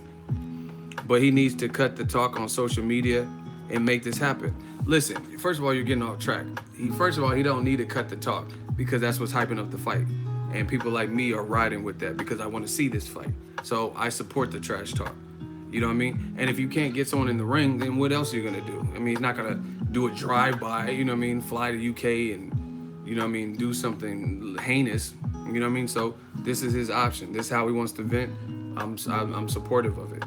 You know, see, listen, boxing fans be so fake with this shit. Like, Lomachenko be pressing Tank Davis, and y'all don't care about that because Mayweather promotion doesn't look like they want to make the Lomachenko fight. So you don't care that Lomachenko's like, hey, where you at, Tank, and posting the picture, and I want to fight Tank. Y'all don't care about him doing it. But when Wilder's doing it, he needs to cut this shit, this social media shit. Lomachenko's the same type of competitor. He's calling out people. He says who he wants to fight and shit like that, but nobody cares. No one cares that Lomachenko is calling out Tank because you want to see Tank fight him. You know what I mean? But for whatever reason, for these AJ protectors or whatever, they don't want to see the fight, so they just, oh, Wilder needs to cut the... He don't need to cut shit. Wilder, if you ever see this video, talk more shit so I can document it and get views and we can both get paid. So that is that. He doesn't need to stop talking. Second of all, you're in the hot seat, not because of Wilder's trash talking, so don't get sidetracked now. You said that Wilder has 40 fights. That doesn't have nothing to do with anything. Every fighter has different paths. Dimitri Bivol just knocked out Sullivan Barrera in his 14th fight or whatever.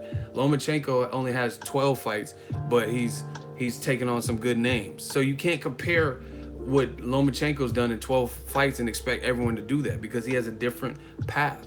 He stayed an amateur long. He got 2 Olympic gold medals. So when he turned pro, he was already ready for it because he faced every style as an amateur. Everyone has a different career path. How is it that Canelo Alvarez has more fights than Floyd Mayweather but don't have a better resume? It's because he was fighting bums in Mexico, and then he started picking up the pace and fighting some faded Carlos Baldomir and like older Shane Mosley, and then he started getting to the good names after Austin Trout. He started fighting some really good competition. Period. So that all this recycled information, Wilder has 45, who cares? The point is Joshua and Wilder, despite how many fights they have, they're on a collision course. The fact is, they should be fighting. The fact is, it's undisputed. No matter how they got to these points, they're both here. You know what I'm saying? Like, let's say there's a job fair, right? See, I'm the king of analogies, people. I just thought one. Smash the like button. King of analogies. Let's say there's a job fair. I'm in need of a job, but I don't have a car. So I foot it and I walk to this job fair. I walk 16 miles to get to this job fair, right? I walk 16 miles. Someone else has a car. So they get there. It takes me 3 hours to walk, but I leave with plenty of time so I could be there at 8 a.m. for this job fair. Versus the person who has a car and lives nearby, right? They just hopped in their whip and they left at 7:30 and got there in time. It don't matter. I still got to the job fair. We're at the same fucking building. We're at the same job fair. So your path to get there was much easier because all you had to do is hop in your little Prius and you got there within 30 minutes. I had to walk for 3 hours. But guess what? It's 8 a.m. We're both on time, and let's see who gets that job. It's the same thing here. Same exact thing here. Or someone said, or a bus. Yeah, you might have to take a bus, and the bus stops 15 times. That doesn't matter. It's just different people have different journeys. What matters is you guys both got to this job fair, and now you can audition or apply or interview for these parts. Wilder's path was different. He probably had to fight some scrubs. He lives in a racist country. You know what I mean? Where there's a lot of race issues, and fans don't support him like the UK fans support theirs. You know what I'm saying? So it is what it is. His journey was his journey. Maybe his promoter at the time didn't see the talent until he started knocking people out even more and even better competition. And then they're like, hey, we need to really start promoting this guy. He's trash talking and stuff like that. Everyone has a different journey. But the point being, the point I'm making with the job fair analogy is Joshua in 21 fights, Wilder in 40 fights. They're both in the same arena. Some people think Joshua will beat him in 21 fights. Some people think Wilder will beat him. We'll see. They need a fight. Period. Should I let him off the hook even though I beat him in the hot seat? Should I let him off the hook? It's Easter. I feel generous. And he didn't say nothing too trifling. Should I let him off the hook on Easter? First 5 comments determines his fate. Or if not, we're going to go to the voting.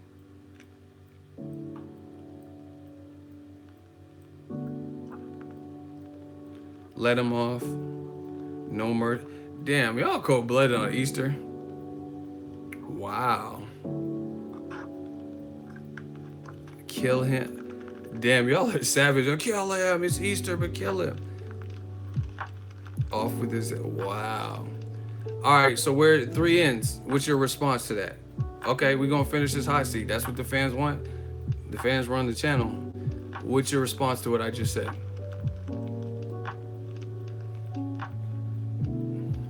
Damn. I said the first 5 comments, and people are like, kill him, get out. 3 ends. So what's your response? What's the whole big deal with Wilder having 40 fights? Valid points. Gee, I was just making a point. LOL. Okay, so he basically conceded. Let's just we'll meet him halfway. Just put him in timeout. 3 ends. He just conceded because he said you have valid points. I was just making a point. LOL. Put him in timeout so he can come back. That's a middle ground. Okay, cool. So another hot seat. That's what I'm saying, man. Y'all want this hot seat? Y'all can get it. The 40 fights don't matter. 21 fights don't matter because the fact is who you fought, is who's promoting you. Boxing, like you guys always say, boxing is a business. Joshua, he makes business sense and looks the part, and he comes from a place where the UK supports fighters and stuff like that. So his path, Eddie Hearn's able to facilitate those deals from him within 15 fights or 16 fights. Wilder probably had to just grind and keep knocking out the C level, D level guys or whatever to get noticed. Everyone's story is not going to be the same. Who has better competition? Honestly, it's about the same. I'm not just saying that, because if you look at the best names on Joshua's resume, is Joseph Parker, who hasn't really looked great in his last couple of fights since he became a champion, and Klitschko coming off of almost 2-year loss where he looked like dog shit versus Tyson Fury, versus Luis Ortiz and like maybe Bermane Stiverne in the first fight for Wilder.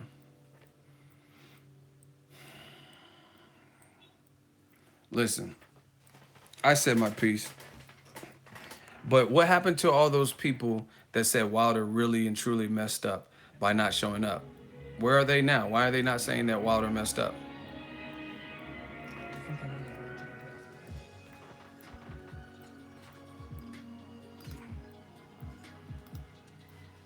Where are those people that said that he messed up? Because I don't think he messed up by not going. Nothing really happened that he needed to be for. And meanwhile, Dillian White just did an interview, and Dillian White said Wilder didn't come because of me. You get what I'm saying? Let's talk about that.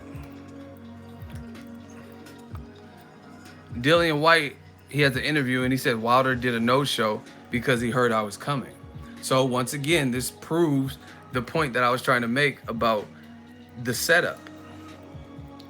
If Dillian White believes that Wilder didn't come because of him, then that means that they were probably planning on ambushing him and trying to run up on him and create a viral video or something to push for that fight and distract the public. Excuse me. Wilder's a street fighter. Well, you get in there with him and you'll be on the street fighting for your life.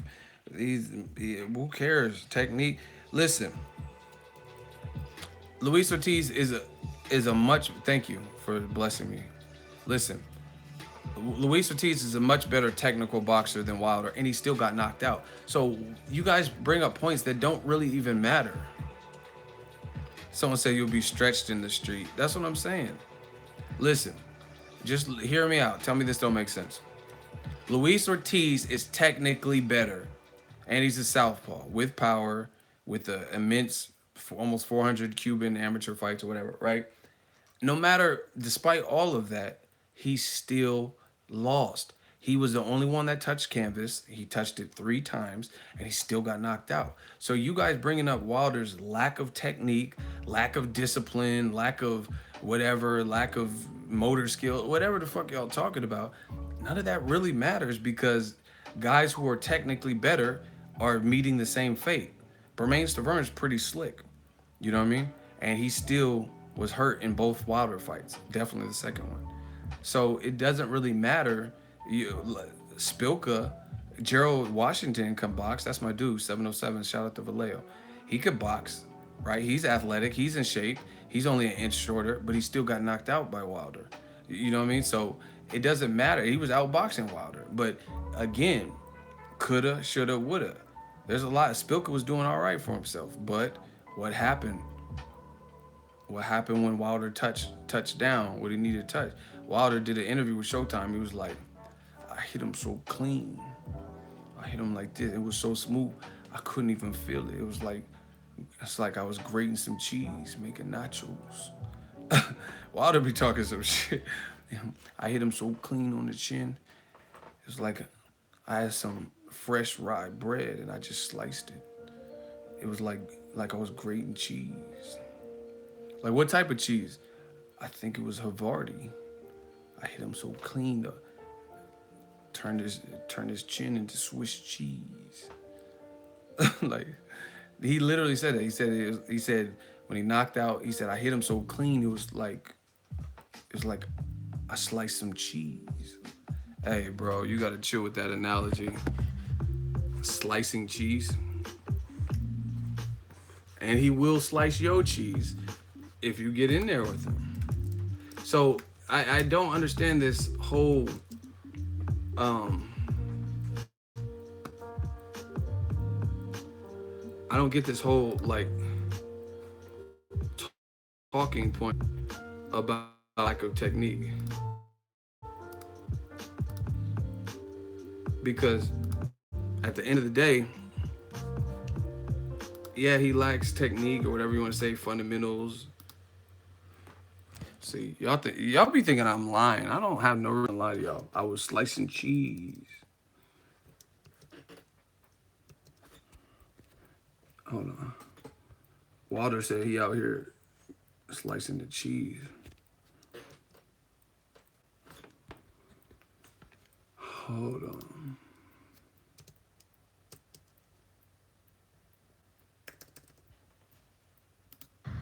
His head would go right in the same spot, and I've seen it over and over and over. The bell around. So when I saw it, time he made that move, I was on it. Oh my gosh. Look at that. Look at the rep. Oh shit. I was slack. I'm so frustrated right now. On the count of 3, y'all gotta say cheese. He hit him so clean. Wow. Look. He turned him into Professor X from the X-Men. Xavier, no! He turned him into Charles Xavier. Look. Look. That's Charles Xavier when he had legs. and then he took the legs away with this punch.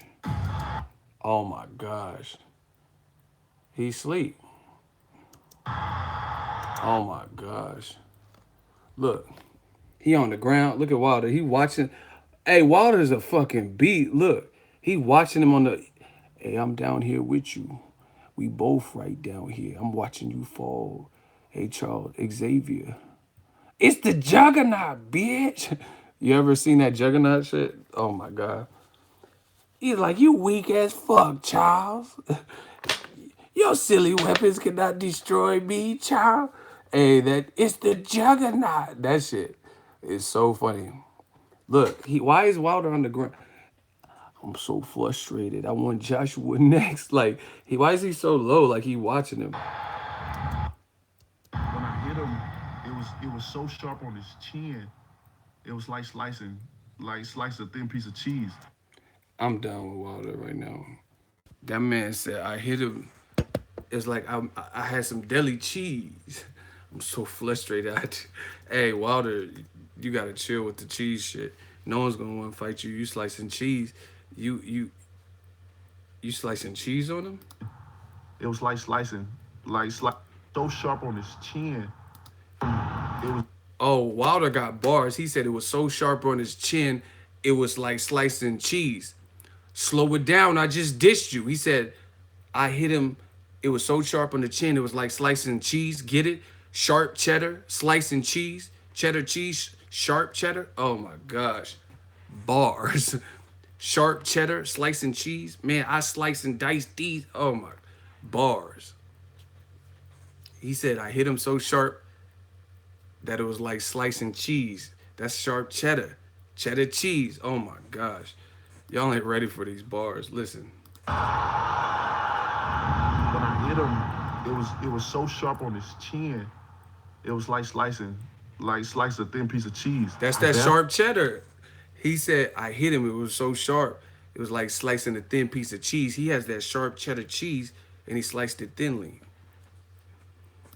Slicing, slicing. Sharp on his chin. It was so sharp on his chin. It was like slice a thin piece of cheese. I barely felt anything. I felt the graze off it, but it wasn't like a feeling that I usually feel when I get full face. Hey, he said it's not like the feeling I feel when I get full face. So it said Wilder versus Mathoff. Hey, he said it wasn't at full face. Hey, Wilder got bars. I told you Wilder was new media. He was spitting. He said he got that sharp cheddar on deck. Bars. Anyway, Dillian White versus Povetkin, that's a rightful fight. Let these challengers fight to see who's really worthy of the title shot. Povetkin was failing drug tests. He beat that case or whatever. Jigga Kelly not guilty. He beat his case. So work your way back up the ladder. Get some activity. Get a good name like Dillian White, or Dillian White if he beats Povetkin. Get a good name like Povetkin on your resume. And then we'll see who's ready for the title shot. Instead of making the champion do hella extra, oh, but Wilder's not selling out crowds. So is Gerald Miller, is whoever else you're trying to fight? Hey, that David Price knockout was kind of nasty. He was like cloudy or whatever, because he was like this, and then Povetkin's like, got him, and just hit him with a hook when his guard was completely down. That was crucial. He must have been really hurt from that first punch. George Foreman got cracks. Yeah, it was like, that's a good comparison. Mikey versus Dejan Zlaticanin. It was like a free shot, exactly. Laughing my ass off, yo, ego, you're a fool, bruh. Salute all the way from Dallas by way of Tuscaloosa. Shout out to the homie Deontay 205. Hey, I'm an honest person. That's why hopefully people enjoy the channel. Because we slicing that sharp cheese. We got that sharp cheddar, that cheese, that aged sharp cheddar. Kayon Smith, $5 super chat. You think Brian Jennings will be back in to compete for a title. Yeah, he's been doing some like tune-up style fights. I think he has a Philadelphia fight. That's cool for him. Build his confidence. He's from Philly. But yeah, him and he'll be right back in the mix if he keeps winning. And Price is so big, so when he falls, it's like shock. It looks bad because he's so big. You know what I mean? So I ordered some stuff on Amazon for the channel. And they're gonna say it's coming today, and then they're like, "Oh, there might be a delay because we sent it to the wrong mail carrier." Give me my fucking shit. I'm sick of this. But shout out to Amazon Prime. I love Amazon Prime.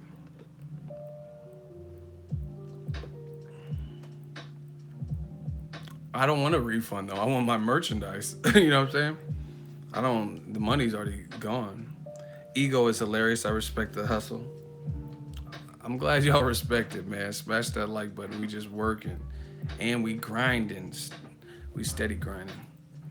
It's been a good month for boxing, for the channel. We trying to hit them numbers. But like I said, Wilder, Joshua, the ball's in to me, the A-side's court. The A-side should be able to call. They're the ones boasting about being the A-side and these record-setting sales. So the ball's kind of in their court because the B-side's not going to tell the A-side what to do. Ego, great when he's focused. I'm always focused. I never lose focus. I'm like a camera with that autofocus. I don't ever lose focus. Even if we venture off and start telling jokes, that's all part of the design. You should do stand-up comedy, bro. Hey, y'all gonna have me getting booed and throwing tomatoes. Fuck you. Who are you? Just because you were successful on YouTube boxing, don't make you shit throwing tomatoes and shit. Hey, guys, I'm sorry. Open up for Dave Chappelle and shit. I'm gonna go get Dave. I'm gonna tell him you guys. Richard Pryor's son got booed. He must be weak because you gonna be on stage giving a hot sit. Yeah, I'll be Denzel. Who the fuck? Oh yeah, okay, all right. Y'all think you can boo me? Huh? This is my first time up here. Open mic. Y'all wanna boo? Do y'all wanna boo me? Huh? Yeah, fuck that. I'll be. Yeah, then go get your money. You better run. Go get your money back. Yeah, I run shit here. It's my comedy club.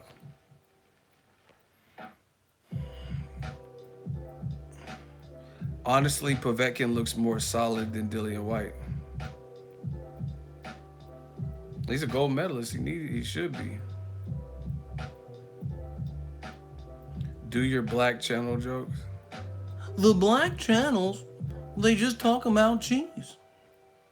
Wilder sliced the cheese, therefore he doesn't get no fight.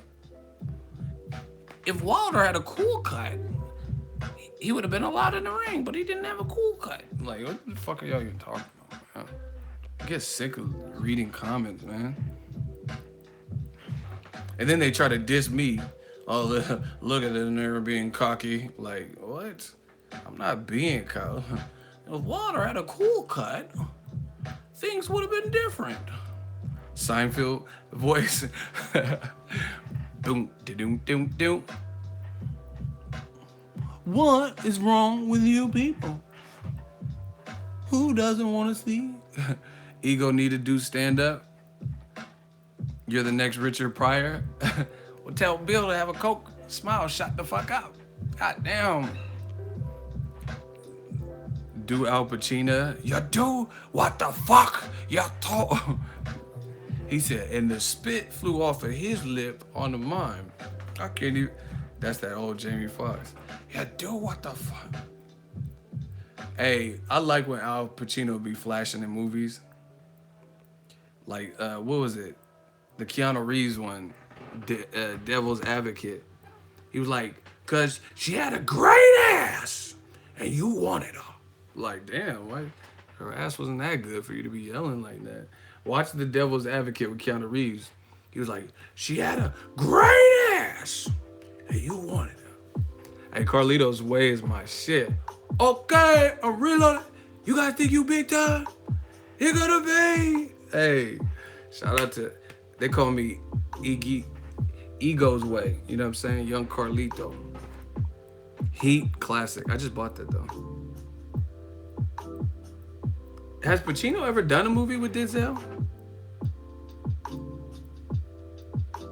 Ego got a good variety of movies in his art. Man, I'm Tombstone. I'll be a Huckleberry. That's one of my shit. I'll be a Huckleberry. Didn't Kurt Russell pistol whip someone? Hey, Kurt Russell was a beast. He pistol whipped the dude so fast.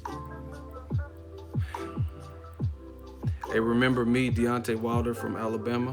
What does that mean? Man, people telling Wilder he need to calm down. He don't need to do nothing. Y'all funny. Benny Blanco. Hey, remember me? Benny Blanco from the Bronx. We working people. See, that's why they mad, because Ego's Army, we could talk boxing, but we could switch up, talk about movies, whatever. Not everyone got it like us. Here come the pain. Okay, I'm real on that. But listen, you know what I just thought of it. I did a video. Carl Froch said some stuff. He said Deontay Wilder won't be worried. Wilder does not believe AJ when AJ says he'll knock him spark out, right? And then how come when I say these same types of things, I'm the Yank, I'm the AJ hater, I'm super biased, I'm the shit house and piece of shit, and I'm a piece of shit really, and all that, like me wait and all this. Why I gotta be all that? But Carl Froch can say it, and he's British. Like, why I gotta be a shit house? You know what I'm saying? Every time I say something, your chat's bollocks and your shit house, why I got to be the shit house?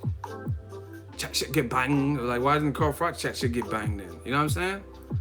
This is not fair. Shit, I don't want to go to jail for something I didn't do. Like, I don't want to be the shit house. I don't want to be the scapegoat. Why I got to be the shit house? You know what I'm saying? I will beat you at 25 stones and your shit house and what? Why I gotta be all that?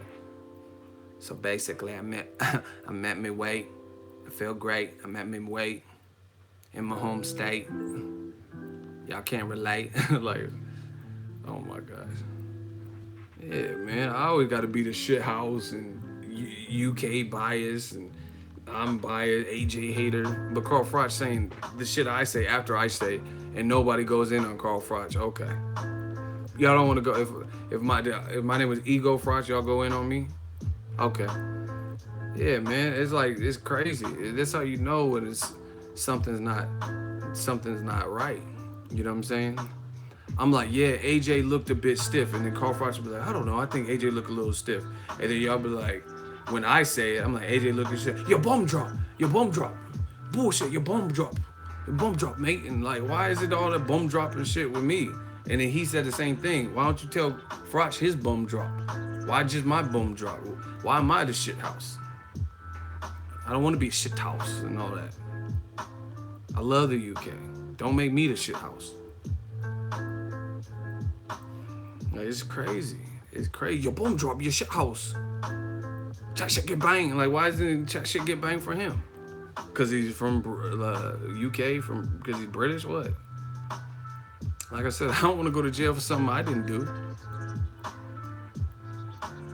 I'm just telling you what they say. They say, this is what they say about me. You're AJ hater, your chat shit get banged, and all this shit. Man's not hot. Why is man's not hot when I say this shit? I'm trying to be hot. How do I get to be hot? I'm saying the same thing as Carl Froch. Tell me how to get hot. How does man's get hot? You know what I'm saying? Like, I don't understand it. Why am I chat bollocks and all this? Why is it me chatting bollocks? Why isn't Carl Froch chatting bollocks? He's saying the same thing. At least with this. He says, and here, I'm gonna show y'all. I ain't gotta prove it. I can just show y'all. I could just show y'all. That's easy. We could do that. Works for me. Check out my video. This is why Ego Army, the uncomparable. Boxing Ego here. If you like this video, make sure you hit the like button and also subscribe to the channel and hit the bell icon on the top. Carl Frotch says Anthony Joshua's win will not have worried Deontay Wilder.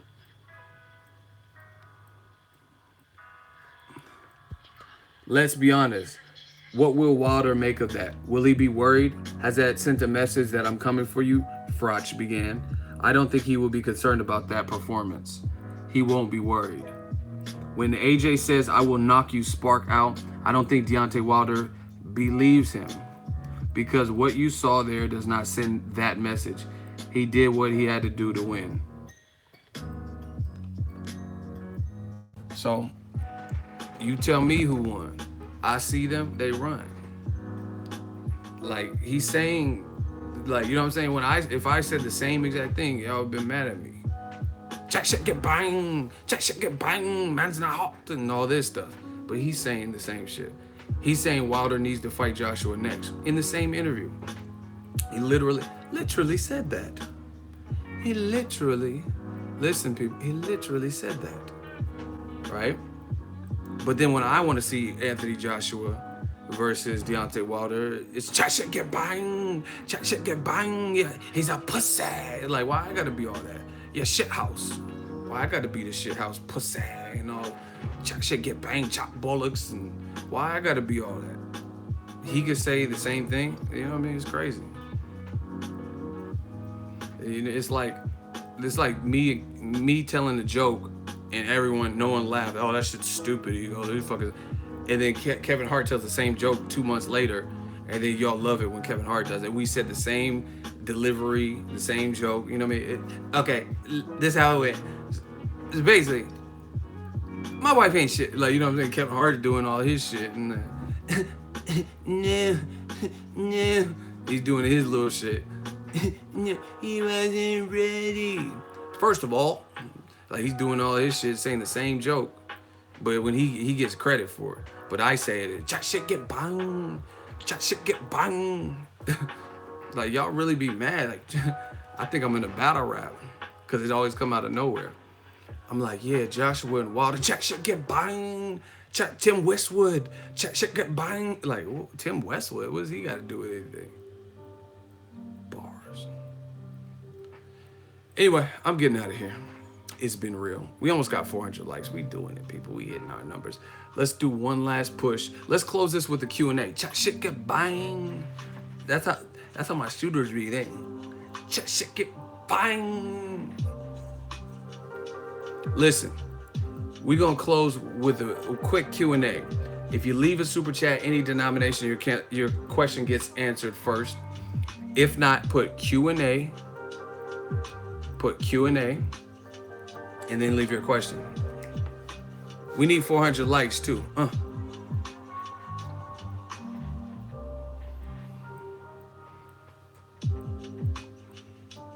I don't know if I'm doing the vampire stream. Shit get bang. Does Kell Brook beat Spence in the second fight? No. No, I watched the fight with sound. Make sure if you guys leave a question, if you wanted to get answered, put Q&A. Regis Progress versus Ramirez. I like Ramirez a lot, but probably Regis Prograis because he has good power, can box. He fought Errol Spence twice in amateur. Ramirez did get hit a bit by Amir Imam early, so that's why I picked. Shooter, King Corleone, Q&A. When the next time we can get Troy on a live stream? I don't know, because I'm leaving to Vegas, and he just had a surgery on his eye. He said it wasn't too intense, so I had to hit him up to see how he's doing. If he's able to get on camera like tomorrow, that could work. But other than that, I'm leaving for Vegas, so I don't know. I don't know when the last time it is, or the next time.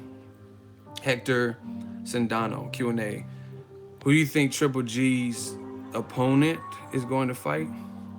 I don't know, but I really hope it's Derevyanchenko or Demetrius Andrade. If it's not going to be like a Billy Joe Saunders or Danny Jacobs, which they kind of have scheduled fights, so that might be hard to make. That's what I would hope. Because I heard there's Jamie Morenga or something like that. I don't even know who is that. Like, I don't want to see Triple G. That's T-Mobile, Triple G versus Jamie something. We got a super chat from Joseph Garnier, $2. I love the live whenever I could catch them. Shout out to you. Shout out to Joe. Yeah, people, we just working. We having fun with this boxing game. We hit the live streams. I am the Stream King, Young Credentials. I will be in Las Vegas this week. This week to cover Edislandi Lara versus Jared Swift. Oh, I gotta get my plane ticket. I got my hotel, but I didn't get a plane ticket. New media. Raul Ramirez, Q&A. Do you think there's a chance that Canelo fight continues? Yeah, there's a chance. I don't know. You know what I mean? We don't really see this in high profile fights, so there's a chance, but it's not looking good. Chat shit get bang. Listen. A few more questions. Super chats get answered first. SF Q&A. Who you got, Lada or Hearn? Pick 'em fight. It's a very good stylistic fight. Lada he's the technician in there, so if he boxes smart and he has his game plan, the pressure doesn't get too much, controls the distance, and pot shots, he'll win. But if Hearn can take a beating, or like weather the early storm, not necessarily just take a beating, but weather the early storm, stay safe, and then just keep a crazy, relentless pace on, like an Angulo, then he has a shot to win and upset him. Well, I think Lada's a favorite. He's been a champ longer. Man's not hot.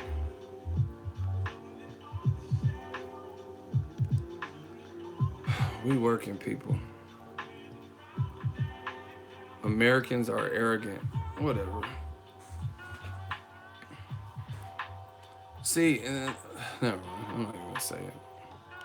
Alexander, Q&A, do you think Keith Thurman will eventually get stripped for inactivity? No. I don't see it. Because he has like these, I'm hurt, and you know what I mean? So I don't think they're gonna strip him unless he keeps doing it or something, but not off of this. It's just bothering the fans more than anything. Ant Mugga, $5 super chat. I see you. Said, how does Keith Thurman's injury affect the welterweights? Do we see Crawford Spence sooner now? Not necessarily. Do we see Porter Garcia? Thoughts? It affects the welterweights negatively, in my opinion, just based on the fact that he's the guy with the most belts and nobody could really move until they know what he's doing. You know what I mean? Sean Porter wants to rematch him. Danny Garcia wants to rematch him. Errol Spence been wanting to fight him for the first time. And he's like, oh, not going to happen, baby. 2018, not going to, you know what I'm saying? So nobody can like really prepare or whatever until, you know what I mean? No one can really prepare until they know what he's doing. Jesse Vargas, if he beats Broner versus Omar Figueroa, shit, then he's right back in the mix. He can get another top level fight. Y'all gotta put the Q&A if you want your questions to be answered, because you guys have been here long enough to know that I'm answering questions, but it's too hard to see who's responding to other things and who has questions. Box Watch TV, Q&A. Have you heard about Klitschko making a comeback? He tweeted it, but it's also April Fool's, so that's why you see I didn't make no video about it. LSI, let's see it. If you're going to make a comeback, make a comeback. Let's see it. But him tweeting it on April Fool's, that doesn't really convince me. Therefore, that's why I didn't really feel the need to make a video. I'd rather make a video on other topics, and unless I see some real proof that he's coming back. And if he is, welcome back. Angel Morales, Q&A. How long is the best of the welterweight division going to keep dodging Errol Spence until he looks vulnerable? That's what I've seen in boxing. You know what I mean? When these guys look like Boogie. Actually, props to Deontay Wilder, because he didn't wait for Luis Ortiz to look horrible or come off of like the Malik Scott win and then say, like, because that wasn't Luis Ortiz's best work, and then be like, hey, I want to fight. He came off the Daniel March knockout in the second round.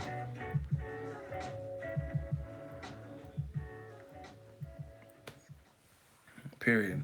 So, but more often than not, I see people who are, what's it called? More often than not, I just see, hold on. I don't know, I forgot where I was at.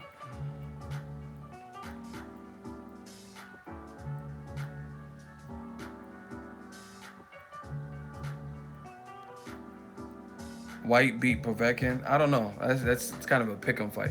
Listen, I like to see this stuff in motion. That's a good fight. I fully support the fight. I like that better than Deontay Wilder versus Dillian White. Not that that's a horrible fight, but we know what we want to see, and that's that Joshua Wilder. Hey, we're 7 likes away from our goal. We need to hit that 400 piece. Smash the like button. Let's do one last push. I'm gonna answer probably like 2 more questions. But we're dangerously close to the 400 likes. I've been on for a minute. Smash the like button. All right. David says, what do you think of Joe Joyce versus Chisora? Good fight, good build up. Chisora's been in there with Dillian White, David Hay, Tyson Fury twice. So it's a good fight so we can see. You know what I'm saying? We can see what he's like a barometer of that, where Joe Joyce is at. So it's been real. Stay subscribed. Eagles Army. Smash the like button. We just working. I might do another live stream. I gotta do some laundry and stuff. I probably want to start packing soon because I'm gonna be in Vegas. So leave your thoughts, comments. Shooters, thank you. Eagles Army, thank you. Haters, thank you. It all makes me work harder at the end of the day. I'm mad as fuck. Why you mad? Tell them why you mad, son.